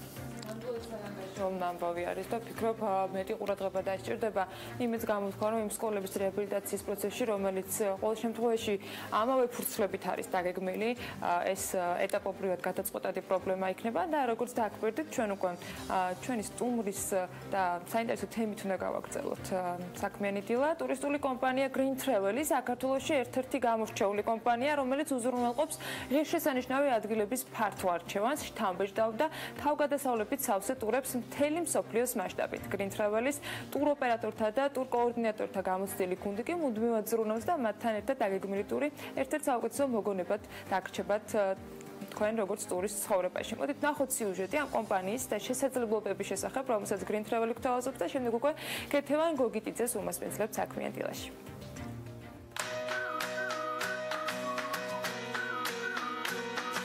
დაიწყამით, რომ ვიყავი ერთ-ერთი ბანკის საკმაოდ წარმატებული თანამშრომელი, თუმცა რამოდენიმე წლიანი მუშაობის შედეგად მივხვდი, რომ რაღაც შეიძლება ერთგვარად არაადეკვატური და სრული სიგიჟეც უნდა ჩაიდინა ცხოვრებაში, იმიტომ რომ რუტინა შეუძლებელი გახდა ჩემთვის წლების განმავლობაში. ამიტომ გადავწყვიტე დამეწყო ის საქმიანობა, რომლის შესახებ საერთოდ წარმოდგენა არ მქონდა და არანაირი გამოცდილება. წესი იქნება პირველში კორპორატული klientები, ასევე ჯგუფური გასვლითი ტური. ჩვენი ტურისტული კომპანია უკვე 5 წლის არის. ბაზარზე საკმაოდ წარმატებულად თანამშრომლობთ სხვადასხვა ტუროპერატორებთან. ვართ ასევე ტუროპერატორები საქართველოს მიმართულებით. ეს არის როგორც შიდა ტურიზმი, ასევე გარე ტურიზმი. მუშაობთ როგორც კორპორატიულ კლიენტებთან, ასევე ჯგუფურ ტურებსაც ვაკეთებთ, ავიაბილეთების სასტროს დაჯავშნა და ასე შემდეგ. ჩვენ არ პირდებით, ჩვენ ვეუბნებით რეალურს და მომხმარებელს ყოველთვის იმაზე კარგი რჩება ადგილზე, რაც რეალურად ჩვენ შეგვიძლია აქ უთხრათ. გარდა ამისა, რეალურად დაბალი ფასები გვაქვს, მაქსიმალურად ყურადღებით ვემუშავებით კლიენტებს და ვაკმაყოფილებთ მათ მოთხოვნებს. ყველაზე რთული არის შეინარჩუნო პოზიცია ბაზარზე, ასევე მოიხოჭო კარგი სახელი და გახდეთ ცნობადი. იმიტომ რომ ხშირად ადამიანს შეიძლება არ კონდეს ნდობა შენს მიმართ. ყველაზე მნიშვნელოვანი ეს არის ნდობა. დავბრუნდით პირდაპირ ეთერში და როგორც გითხარით Green Travel-ის დამფუძნებელს კეთევან გოგიტიძეს მასპინძლობთ. მოგესალმებით, კეთი, მადლობა იმის რომ ხართ ერთად. კომპანია რომელშიც მცირე ინფორმაცია უკვე მივიღეთ სიუჟეტიდან, საკმაოდ საინტერესოდ პოზიციონირებს და აღნიშნავთ თქვენ რომ ყველაფრის მოსვლა შეიძლება, ანუ მთავარია მოვინდომოთ სადმე სამოგზაურო წესრილა და დანარჩენს ყველაფერს უზრუნველყოფ. რა შედის ამ უზრუნველყოფაში, რა მომსახურებაზეა საუბარი? ჩვენ თავაზობთ ჩვენს მომხმარებელს სრულ სამოგზაურო სპექტრს. დაწყებული ავიაბილეთების შეძენიდან დამთავრებული ტურის დაგეგმარებამდე უკვე ადგილზე. მათ შორის თუ კი არა ვარ ჩამოყალიბებული სად მინდა გამგზავრება და როგორ ქვეყანაში მინდა მოგზაურობა, ანუ ამ შემთხვევაში რამდენად არსებობს არჩევანი იმისი, რომ ქართველმა მოგზაურმა მიიღოს ქართველი მოგზაურისთვის ძალიან კარგი არჩევანი გვაქვს. თქვენ შეგიძლიათ მოხვიდეთ ჩვენთან ოფისში, ჩვენ მოგეხმარებით ქვეყნის არჩევაში, ბიუჯეტის დაგეგმვაში და უკვე ასევე გაგარკვევთ ადგილობრივ მარშრუტში. ანუ წინასწარ ხდება გეგმის შემუშავება. ანუ ეხლა უკვე უნდა დაიწყოს მე მგონი სამზადისი საშვებულებო პერიოდისათვის განსაკუთრებით მათ ვისაც საზღვარგარეთ გასვლა უნდა. რა ვთქვათ, რჩევა შეგიძლიათ მოგცეთ, როდისთვის უნდა დაგვეგმოთ, უკვე დავაკვიანეთ იმისათვის, რომ საზაფხულო ჩვეულებრივება გავატაროთ სადმე. ტურიზმისთვის გვიან არასოდეს არ არის დამერწმუნეთ, მაგრამ მაყურებელს მინდა რჩევა მივცე, რომ ძალიან კარგი იქნება, რაც შეიძლება ადრე რომ დაგეგმონ თავისი შვებულება. ვინაიდან და რადგანაც ეს იქნება ბიუჯეტთან დაკავშირებული, ბევრად უფრო იაფი არის სამოგზაურო პაკეტები, ხოლო მომდენო დღეებში გამგზავრებამდე რამოდენიმე დღით ადრე საკმაოდ ზვირდება. ამიტომ ბევრად ადრე ჯობს დაგეგმოთ ტური. წელს ყველაზე პოპულარული მიმართულებები თქვენთან რომელია? იცით რა, მიუხედავად ყველაფრისა სტანდარტულად რჩება თურქეთი, ეგვიპტე. ფასიდან გამომდინარე თუ საზაფხულო სეზონიდან გამომდინარე? საზაფხულო სეზონიდან გამომდინარე ერთი და შემდგომ უკვე რადგან ეს არის სრული ტური, ანუ თავაზობთ ერთიანად დაგეგმილ ტურს. ევროპის მიმართულებაც ასევე ძალიან პოპულარული გახდა განსაკუთრებით ვიზა ლიბერალიზაციის შემდეგ. ამ მიმართულებით იტალია ისევ ლიდერობს, შემდგომ უკვე ჩეხეთი და გერმანია. საინტერესო სტატისტიკასთან დაკავშირებით მინდა გითხოთ, წელს იგეგმება რომ მე-7 მილიონი ტურისტი შემოვიყვანოთ ტურიზმის ადმინისტრაცია ყოველ შემთხვევაში ასეთ გეგმას ახავს. თქვენ როგორც ვთქვით, შემომყვან ტურიზმზეც საინტერესო ინფორმაციები გაქვთ. ამ შემთხვევაში როგორ ბალანსდება გამყვანი და შემომყვანი მიმართულებები ამ კომპანიისათვის? ჩვენ როგორც გამყვანი ტურაგენტები, ასევე ვართ საქართველოში ტუროპერატორები. საინტერესო სტატისტიკა გვაქვს ნამდვილად, ძალიან მიხარია ის, რომ საქართველოს როგორ ნაწილდება წილობრივად? ჩვენთან ტურისტულში 60% უფრო გამყვანია, შემომყვანი 40%. მაგრამ შემომყვანი უფრო, ანუ შიდა ტურიზმი უფრო და უფრო ვითარდება და ეს სტატისტიკა ბოლო პერიოდში მკვეთრად იცვლება და იზრდება, რაც ძალიან გვიხარია, იმიტომ რომ საქართველოს ძალიან პოპულარული ხდება დღითი დღე. აი წინა წლის მონაცემები თუ შეგვიძლია ან რაღაცა კვარტალური მონაცემები და ახლობით რამდენი იყო ეს მაჩვენებლები, ანუ რაოდენობაში გამოხატული? აი ხო დაახლოებით სტატისტიკას გეტყვით ქვეყნების მიხედვით ისეთი მეზობელი ქვეყნები როგორიც არის აზერბაიჯანი, სასუნთქეთი და თურქეთი ლიდერობს ეს რადგან დაკავშირებულია სავაჭრო ურთიერთობებზე. თუმცა შემდგომ პოზიციას იკავებს რუსეთი, უკრაინა, შემდგომ უკვე ისრაელი და ირანი. 2015 წლიდან 16 წლის მონაცემებით მაგალითად რუსეთიდან უკვე 15%-იანი ზრდა გვაქვს, ხოლო 17 წელს უკვე ჩვენ გვაქვს 17%-იანი ზრდა ტურისტების, რაც ძალიან კარგი მონაცემებია ჩვენთვის. ტურიზმის სააგენტო საკმაოდ აქტიურად ტირაჟირებს იმ ინფორმაციას, რომ ისინი სხვადასხვა ქვეყნების მიხედვით ახდენენ გარკვეულ მარკეტინგული კამპანიების წარმოებას, მათ შორის იყო ისეთი გლობალური თქვათ აპლიკაციების სპეციალური მარკეტინგული კამპანიების დაგეგმა, როგორც არის TripAdvisor და ასე შემდეგ. თქვენთვის რამდენად მომგებიანი აღმოჩნდა ეს და რამდენად გამოიყენეთ, ან ნახეთ თუ არა შედეგი, როდესაც კონკრეტულ ქვეყანაზე ხდება ასეთი მარკეტინგული კამპანიების წარმოება? ტურიზმის დეპარტამენტი ძალღონეს არიშურებს იმისაც, რომ ქვეყანა მაქსიმალურად პოპულარული გახადოს. ამისათვის ის ძალიან კარგ საშუალებებს იყენებს PR-ის, თუნდაც სარეკლამო რგოლები ძალიან კარგი გაკეთდა. ნამდვილად, იმიტომ რომ ცნობადობა იმდენად მაღალია, ჩვენ გქონდა თუნდაც რამოდენიმე დღის წინ შეხვედრა ირანის წარმომადგენლებთან, ისინი აღნიშნავენ ცალსახად, რომ საქართველოს ერთ-ერთი ყველაზე პოპულარული მიმართულება არის დღეს. აქედან გამომდინარე, ეს არა მარტო აზიურ ქვეყნებს ეხება, არამედ პოსტსაბჭოთა კავშირის სივრციდან ქვეყნებს. საქართველოს შემოსული ტურისტების ინტერესი ძირითადად რა მიმართულებებზეა? თქვენ უწევთ თუ არა მათ ასევე გიდების მომსახურებასაც და რა მიმართულებით ხდება მათი დაინტერესება და შესაბამისად თქვენი შეთავაზებების და მომსახურების გაწევა? ჩვენ თავაზობთ აქაც სრულ სპექტრს, როგორც გიდები, ასევე სატრანსპორტო მომსახურება, განთავსება და ასე შემდეგ. ძირითადად თქვენ თუ გაინტერესებთ, ეს არის კულტურული ტურიზმი და შემდგომ უკვე ღვინის ტურიზმი, იმიტომ რომ ამით ძალიან პოპულარულები ვართ და ძალიან საინტერესო ტურები გვაქვს ამ მიმართულებით. ანუ ეს სტატისტიკა, რომელიც საქართველოს მასშტაბზე ვრცელდება, ამ შემთხვევაში Green Travel-ისათვისაც თითქმის ანალოგიურ მაჩვენებლებს იძლევა, ნამდვილად საინტერესო ამბავია.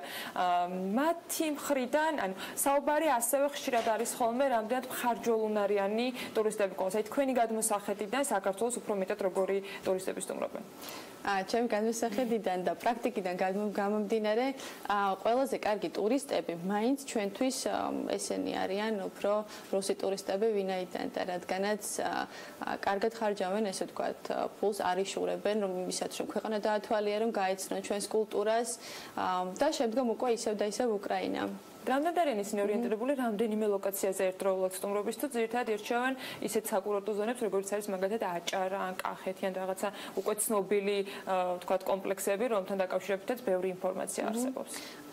ბოლო სტატისტიკიდან გამომდინარე, ისინი სხვადასხვა ტურისტულ მარშრუტებს ირჩევენ, უკვე მერამდენე თაობა ჩამოდის საქართველოში და არაერთხელ მოდიან. ეს არ არის მარტო თბილისი, მცხეთა და ისევ აჭარა, ეს არის უკვე ისეთი რეგიონები, რომელიც ნაკლებ პოპულარობით უკვე სარგებლობს, მათთვის ძალიან საინტერესოა ჩვენი მთიანი ბუნება და ასე თქვა შერეული. შეგვიძლია ესეც მივაწევათ იმ მარკეტინგულ კამპანიებს, რომელზეც სულ რამდენიმე წუთის წინ ვსაუბრობდით? დიახ, რა თქმა უნდა. საინტერესო და ისესია. სიუჟეტი მინდა გავიხსენოთ, სადაც თქვენ აღნიშნეთ, რომ სრულიად განსხვავებულ სფეროში მოხვდით, ეს არის Green Travel-ი, რომელიც შედეგი არის ამ ყველაფრის. მე წარმატებას გისურვებთ პირველ რიგში ამ ნაწილში, თუმცა რატომ დაინტერესდით? იმიტომ რომ ტურიზმი აბედნიერებს, დამერწმუნეთ ეს ესეა. ტურიზმის ყოველი დღე აქ იწყება ენერგიულად, პოზიტიურად და არასოდეს არ იცი რა მოხდება ხვალ. ეს ძალიან დარწმუნებული რომ თქვენი კლიენტებისთვის არის, მაგრამ მე მაინტერესებს თქვენი გადაწყვეტილების და არჩევანის მიზეზები და თქვენ საუბრობდით რამდენადაც ვიცი რომ ეს იყო სფერო, სადაც დაასაქმეთ ადამიანები. თქვენ თავად იყავით ასაქმებული და გადაწყვეტეთ რომ საკუთარ თავზე აგიღოთ პასუხისმგებლობა, სხვები დაგესაქმებინათ თან ისე რომ სფეროში არ იყავით ჩახედული. აი ამ გამოწვევების მთავარი მიზეზები რა იყო? მართლაც საინტერესო გარდატეხა იყო ცხოვრებაში, მუშაობდი ბანკში და უცებ მივხვდი რომ კომფორტზონიდან გამოსულიყავი და ჩემი ცხოვრება უნდა ყოფილიყო მოულოდნელობით ახსავსე. აი ზუსტად აქედან გამომდინარე, ბევრი ვიფიქრე, რა გამეკეთებინა ისეთი, რაც ბედნიერებას არა მარტო მე, არამედ სხვებსაც მოუტანდათ. დამერწმუნეთ ტურიზმი მართლა ბედნიერებს, ძალიან მიხარია იმ კლიენტების დანახვა, რომლებიც ღიმილით ხვდებიან, ძალიან კარგ დროს ატარებენ და შენ როგორც ტურისტული კომპანია ხარ ამ ბედნიერების ნაწილი, ეს ძალიან სასიამოვნოა.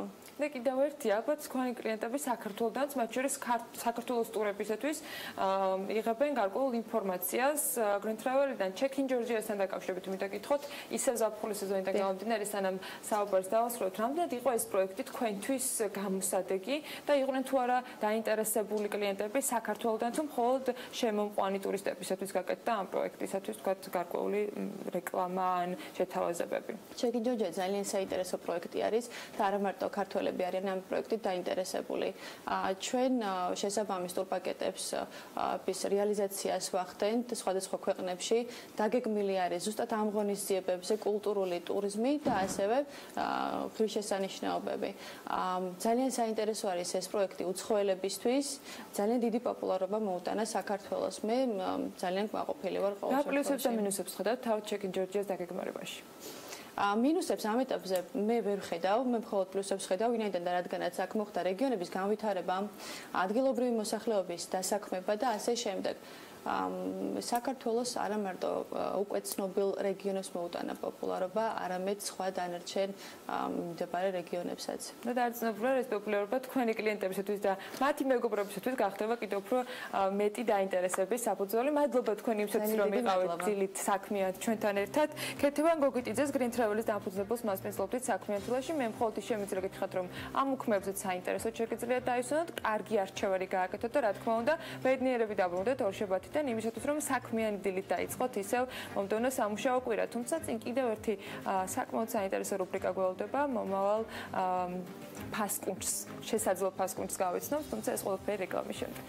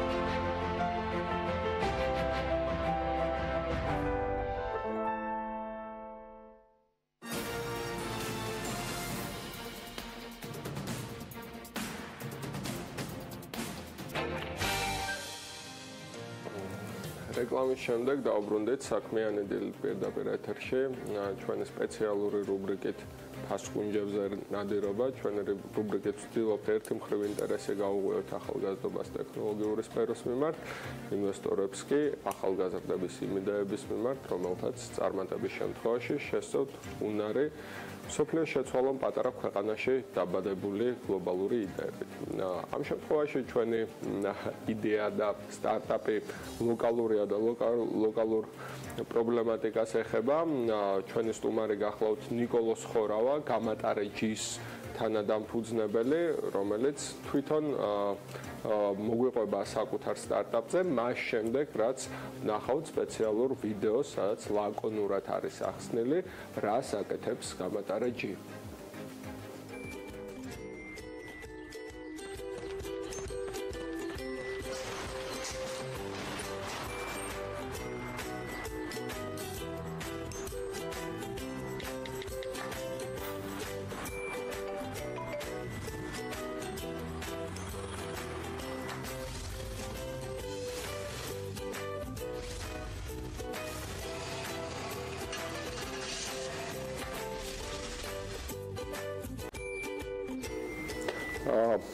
გამარჯობა. ძალიან სასიამოვნოა თქვენი სტუმრობა. დავიწყოთ ჩვენი პრობლემატიკით არა, პრინციპში ალბათ გასაგები არის, რას ემსახურება ეს სტარტაპი, იმას, რაც ყველას აწუხებს და სანამ სპეციფიკას მიმოვიხილავთ, მინდა თვითონ კორპორატიულ სტრუქტურაზე ვისაუბროთ, ვინ არიან დამფუძნებლები, ვინაიდან პრეზენტაციით არ გავაკეთეთ და ვიდეოთი, ესეც ძალიან მნიშვნელოვანი კითხვა, ვინ არის თქვენი გუნდი და როგორ მიხვედით ეს გუნდი ამ იდეამდე, როგორ მოხდა ამის აღსრულება. თვითონ ინიციატივა ამ იდეის ამ სისტემის ჩემი იყო, რომ დაგვენერგა, თუმცა ეხა ამჟამად ეკუთვნის კომპანია არტმედიას. კომპანია არტმედია ვებ ტექნოლოგიების პროფილით არის დასაქმებული და ძალიან ბევრი ნამუშევარი გვაქვს, მაგრამ სხვადასხვა პროექტებში ვარ ჩართული და ეს არის ერთ-ერთი პროექტი, რომელმაც ასე ვთქვათ, რაღაც მიმართულება არ სხვა მიმართულება რა თქმა უნდა, თუმცა ამ სისტემით ანუ ეკუთვნის იდეას და სახელიც და ასე ვთქვათ, აი ეს გუნდი ტექნიკურად უზრუნველყოფს ამას. არტმედია ანუ დიზაინზეც, პროგრამულ უზრუნველყოფაზე თუ ასე სახელიც და რა ვიცი, ანუ მთლიანი ტექნიკური შესრულება ამ გუნდის არის. ანუ თქვენ დააფუძნეთ არტმედიას ტექნიკური და რესურსის თანადამფუძნებელი ვარ ერთ-ერთი ამ გამოდენიმე დამფუძნებელი ვარ. რამდენი ხნის წინ მოხდა და არტმედია თვითონ ამ ტექნოლოგიების პროფილით დიდი ხანია უკვე 2010-დან მუშაობს. უშუალო სტარტაპი რამდენიმე თვის არის და რამდენიმე თვის. მაშინ უნდა გკითხოთ როგორია რა არის განვითარების ნიშანსვეტები, ანუ მის როგორია განვითარების გრაფიკი ახლა საერთოდ ამ გრაფიკზე და საერთოდ რა დროის განმავლობაში. თვითონ ამ გამატარების პროექტზე რაც შეიძლება ვთქვა, რომ ძალიან სწრაფად ვითარდება, უკვე წარმატებულია და ძალიან ბევრი ადამიანი გვიკავშირდება მადლობით, ზოგი რჩევით, 1000 სხვა იდეა შემოვიდა, კიდევ გვეუბნებიან, რომ ესე ჯობია, ან ისე განვითარების ეტაპი არის, დახვეწილობა ალბათ უფრო განვითარდება მომავალში და უფრო პერსპექტივები არის, თუმცა მარტო ამ სერვისით არ შემოიფარგლება, უკვე არის იდეები, რაც განავითარებს ამ ასე ვთქვათ, აპლიკაციას. ფიდბექით მიღებული იდეებია უშუალოდ იუზერებისგან თუ რაღაც 1-2 რაღაც მიმართულება იქიდანაც დაგვემატა მართალი გითხრათ და ეხლა რაც არის და უკვე რაც მუშაობს, ეს არის ის პრობლემა, რომელიც აქტუალურია და მუდამ იარსებებს იმასთან ავტომობილი როგორი ფორმის იქნება, ან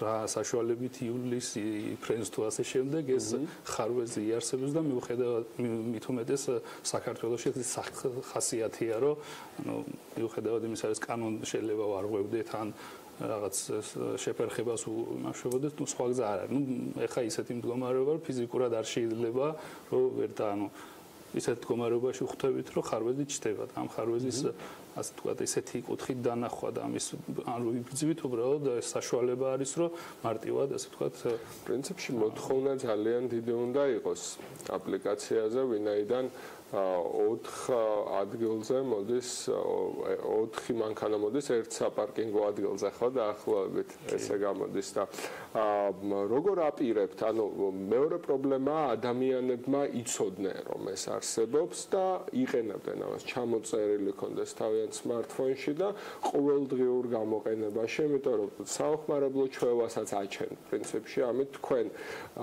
უამისოდ პრობლემის ადრესაცია ვერ მოხდება. გაგრძელებათ. როგორ აპირებთ შექმნათ სწრაფად თქვენი სამომხმარებლო ბაზა გაზარდოთ? ახლა რამდენი არიან და რა რიცხვისკენ მიდიხართ? ყოველდღიურად იზრდება მომხმარებელი. ჯერ კიდე რაღაც დახვეწის ეტაპზე ვარ ვიმეორებ და ანუ ყოველ საათს და ყოველ დღე ვმუშაობთ იმაზე, რომ უფრო ყველა ასე ვთქვათ მოწყობილობაზე მოერგოს ყველა სისტემაზე. ეხლა Android-ის სისტემების რეჟიმია. ხო. მუშაობს ასე ვთქვათ, შეიძლება გამოყენება. Android-ებისთვის სრულიად გამართულია როგორც მუშაობა სისტემა, თუმცა სხვა ვერსიები იგეგმება კიდე რამოდენიმე დღეში. ამასთან განვითარებას რაც შეეხება და რას ვკითხეთ, ეს არის ანუ უკვე არსებობს ეს ბაზარი და მის მოთხოვნილება უბრალოდ აქ დამატებითი სერვისები იქნება, რატომ უნდა ჩაიწეროს და რატომ უნდა დარეგისტრირდეს ავტომობილის მფლობელი, ამაში ეს არის გათვლილი, იქ სერვისები მომავალში ისეთი იქნება, რომ ანუ კომფორტზე უარს არავინ არ იტყვის და ეს კომფორტული იქნება, ეს იქნება უფრო ვთქვათ მოთხოვნადი პროდუქტი, რაც დაიმატება ამას მომავალში. ეს არის ერთ-ერთი, ვთქვათ, რატომ არ უნდა გეწეროს, უფრო იქნება ვიდრე რატომ ჩავიწერო ეს. თუ რა თქმა უნდა ავტომობილის მფლობელი ხარ, თუ უბრალოდ მოქალაქე ხართ, რომელიც ამ რეგისტრაცია არ არის საჭირო, ამასთან არ არის მარტო აპლიკაციით, აი საშუალება და სისტემა არის უბრალოდ SMS-ით, სადაც საერთოდ არ ჭირდებათ რეგისტრაცია, აქ საუბარია იმაზე, რომ დარეგისტრირდეს ავტომობილის მფლობელი მარტო.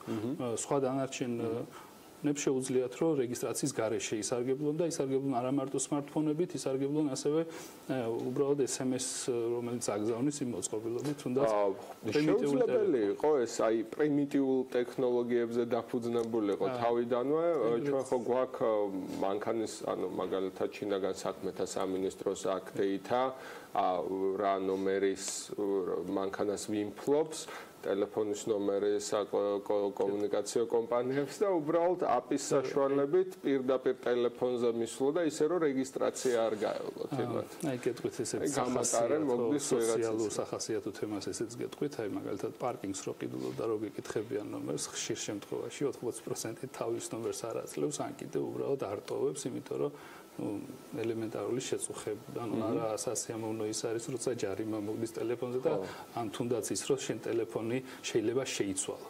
რომ ან დაკარგო ნომერი, ან უბრალოდ არ გინდოდეს ასე შემდეგ. ამ სისტემას შეუძლია ყოველ საათს კონდეს სხვადასხვა ნომერი, ან კონდეს სამი ნომერი, ან კონდეს სამი მანქანა და ერთი ნომერი, ან ოჯახში. უნდა კონდეს სისტემა. ხო, სისტემა რა თქმა უნდა, ან არ კონდეს სისტემა და უბრალოდ SMS-ით შეგიძლია ეს იმ წუთასვე, ვთქვათ, ჩაერთო ამ სისტემაში, ან გამოერთო, ან დაბლოკო და ასე შემდეგ. რაც შეეხება პრიმიტიულ, ანუ ესე პირდაპირ მიდგომას, რა თქმა უნდა, ეს სურვილია უბრალოდ და კეთილინებაა, თორე შინაგან საქმეთა სამინისტროს ალბათ აქვს ის 80% ნომრების, თუ არა 40 მაინც, რომლითაც პირდაპირ იქნება მცხოვრებთან დაკავშირებული და ნუ ეხა თუ გადმოგცემენ ჩვენ უზრუნველყოფთ ამ ნომრების ასე ვთქვათ, არ გახმაურებას და ჩვენ ხო ნომერს არ ვიყენებთ იმისთვის, რომ დაუკავშირდეთ, ანუ ნომერს არ ტოვებს ადამიანი ამ სისტემის მნიშვნელობით. თუმცა მაინც იყენებთ კომერციული მიზნებისთვის და აი ამ თემაზე უნდა გითხოთ ახლა. როგორია მონეტარიზების გეგმა? როგორ მოუტანთ ფულს თქვენს ინვესტორებს? ეს არ არის მოგებაზე გათვლილი პროექტი.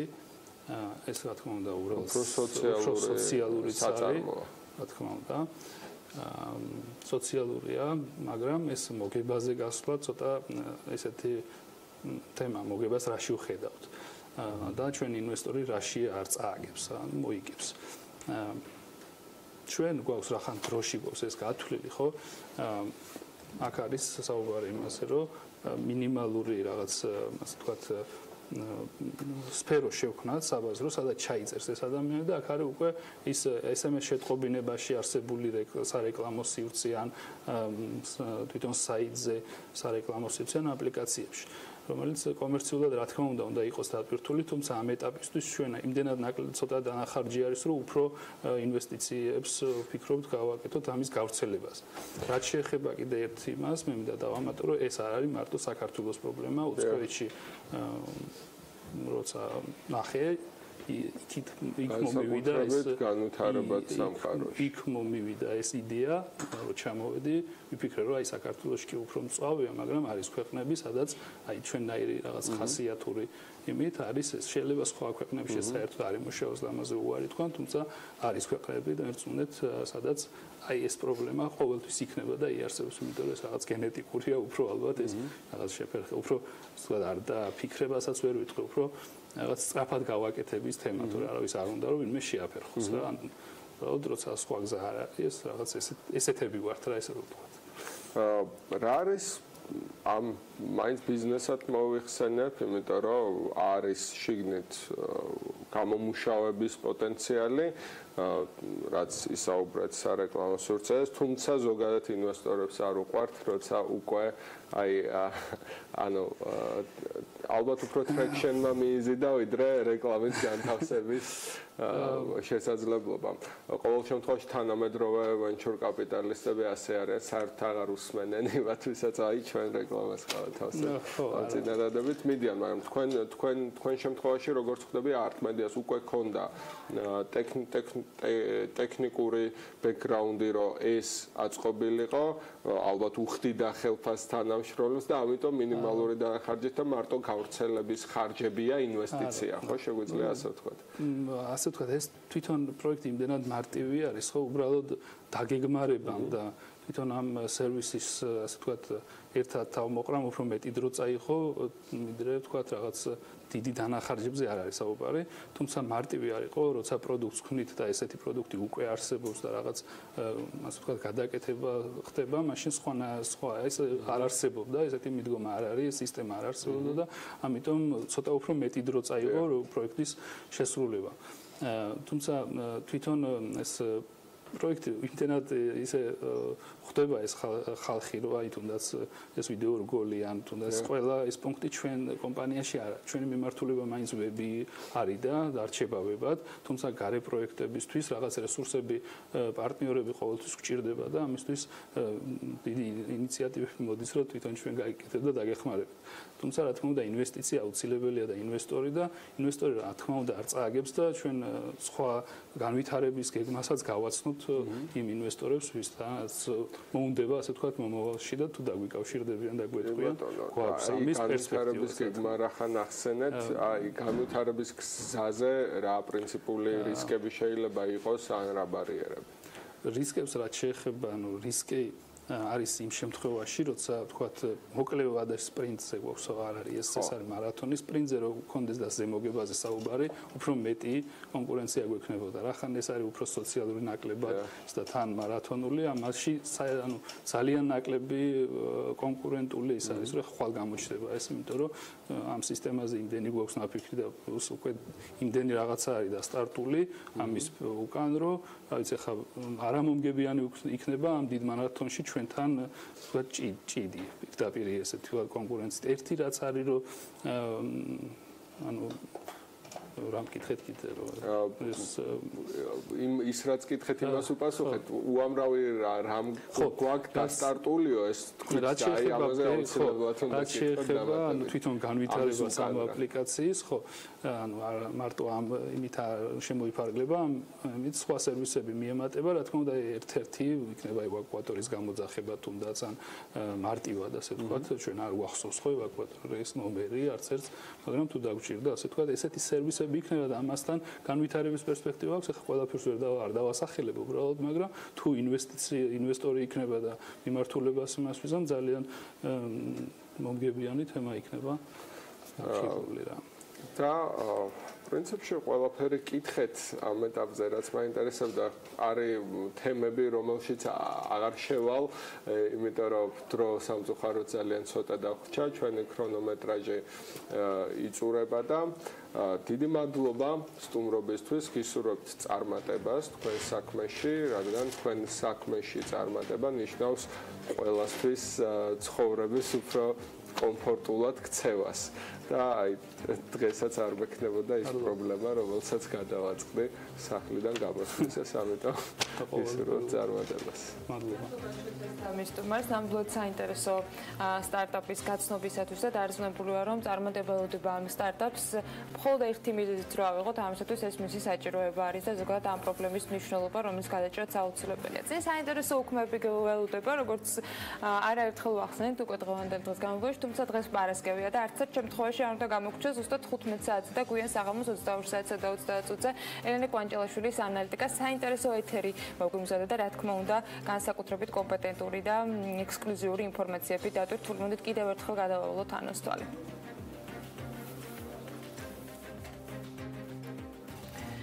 ელენე კვანჭელაშვილის ანალიტიკას აუცილებლად უნდა დავალოდოთ, ანოსაც აუცილებლად ნახავთ საქმიანი დილის დასრულების შემდეგ უკვე რეკლამის ბლოკში. მე კი გემშვიდობებით ორშაბათამდე და ბედნიერ უქმეებს გისურვებთ.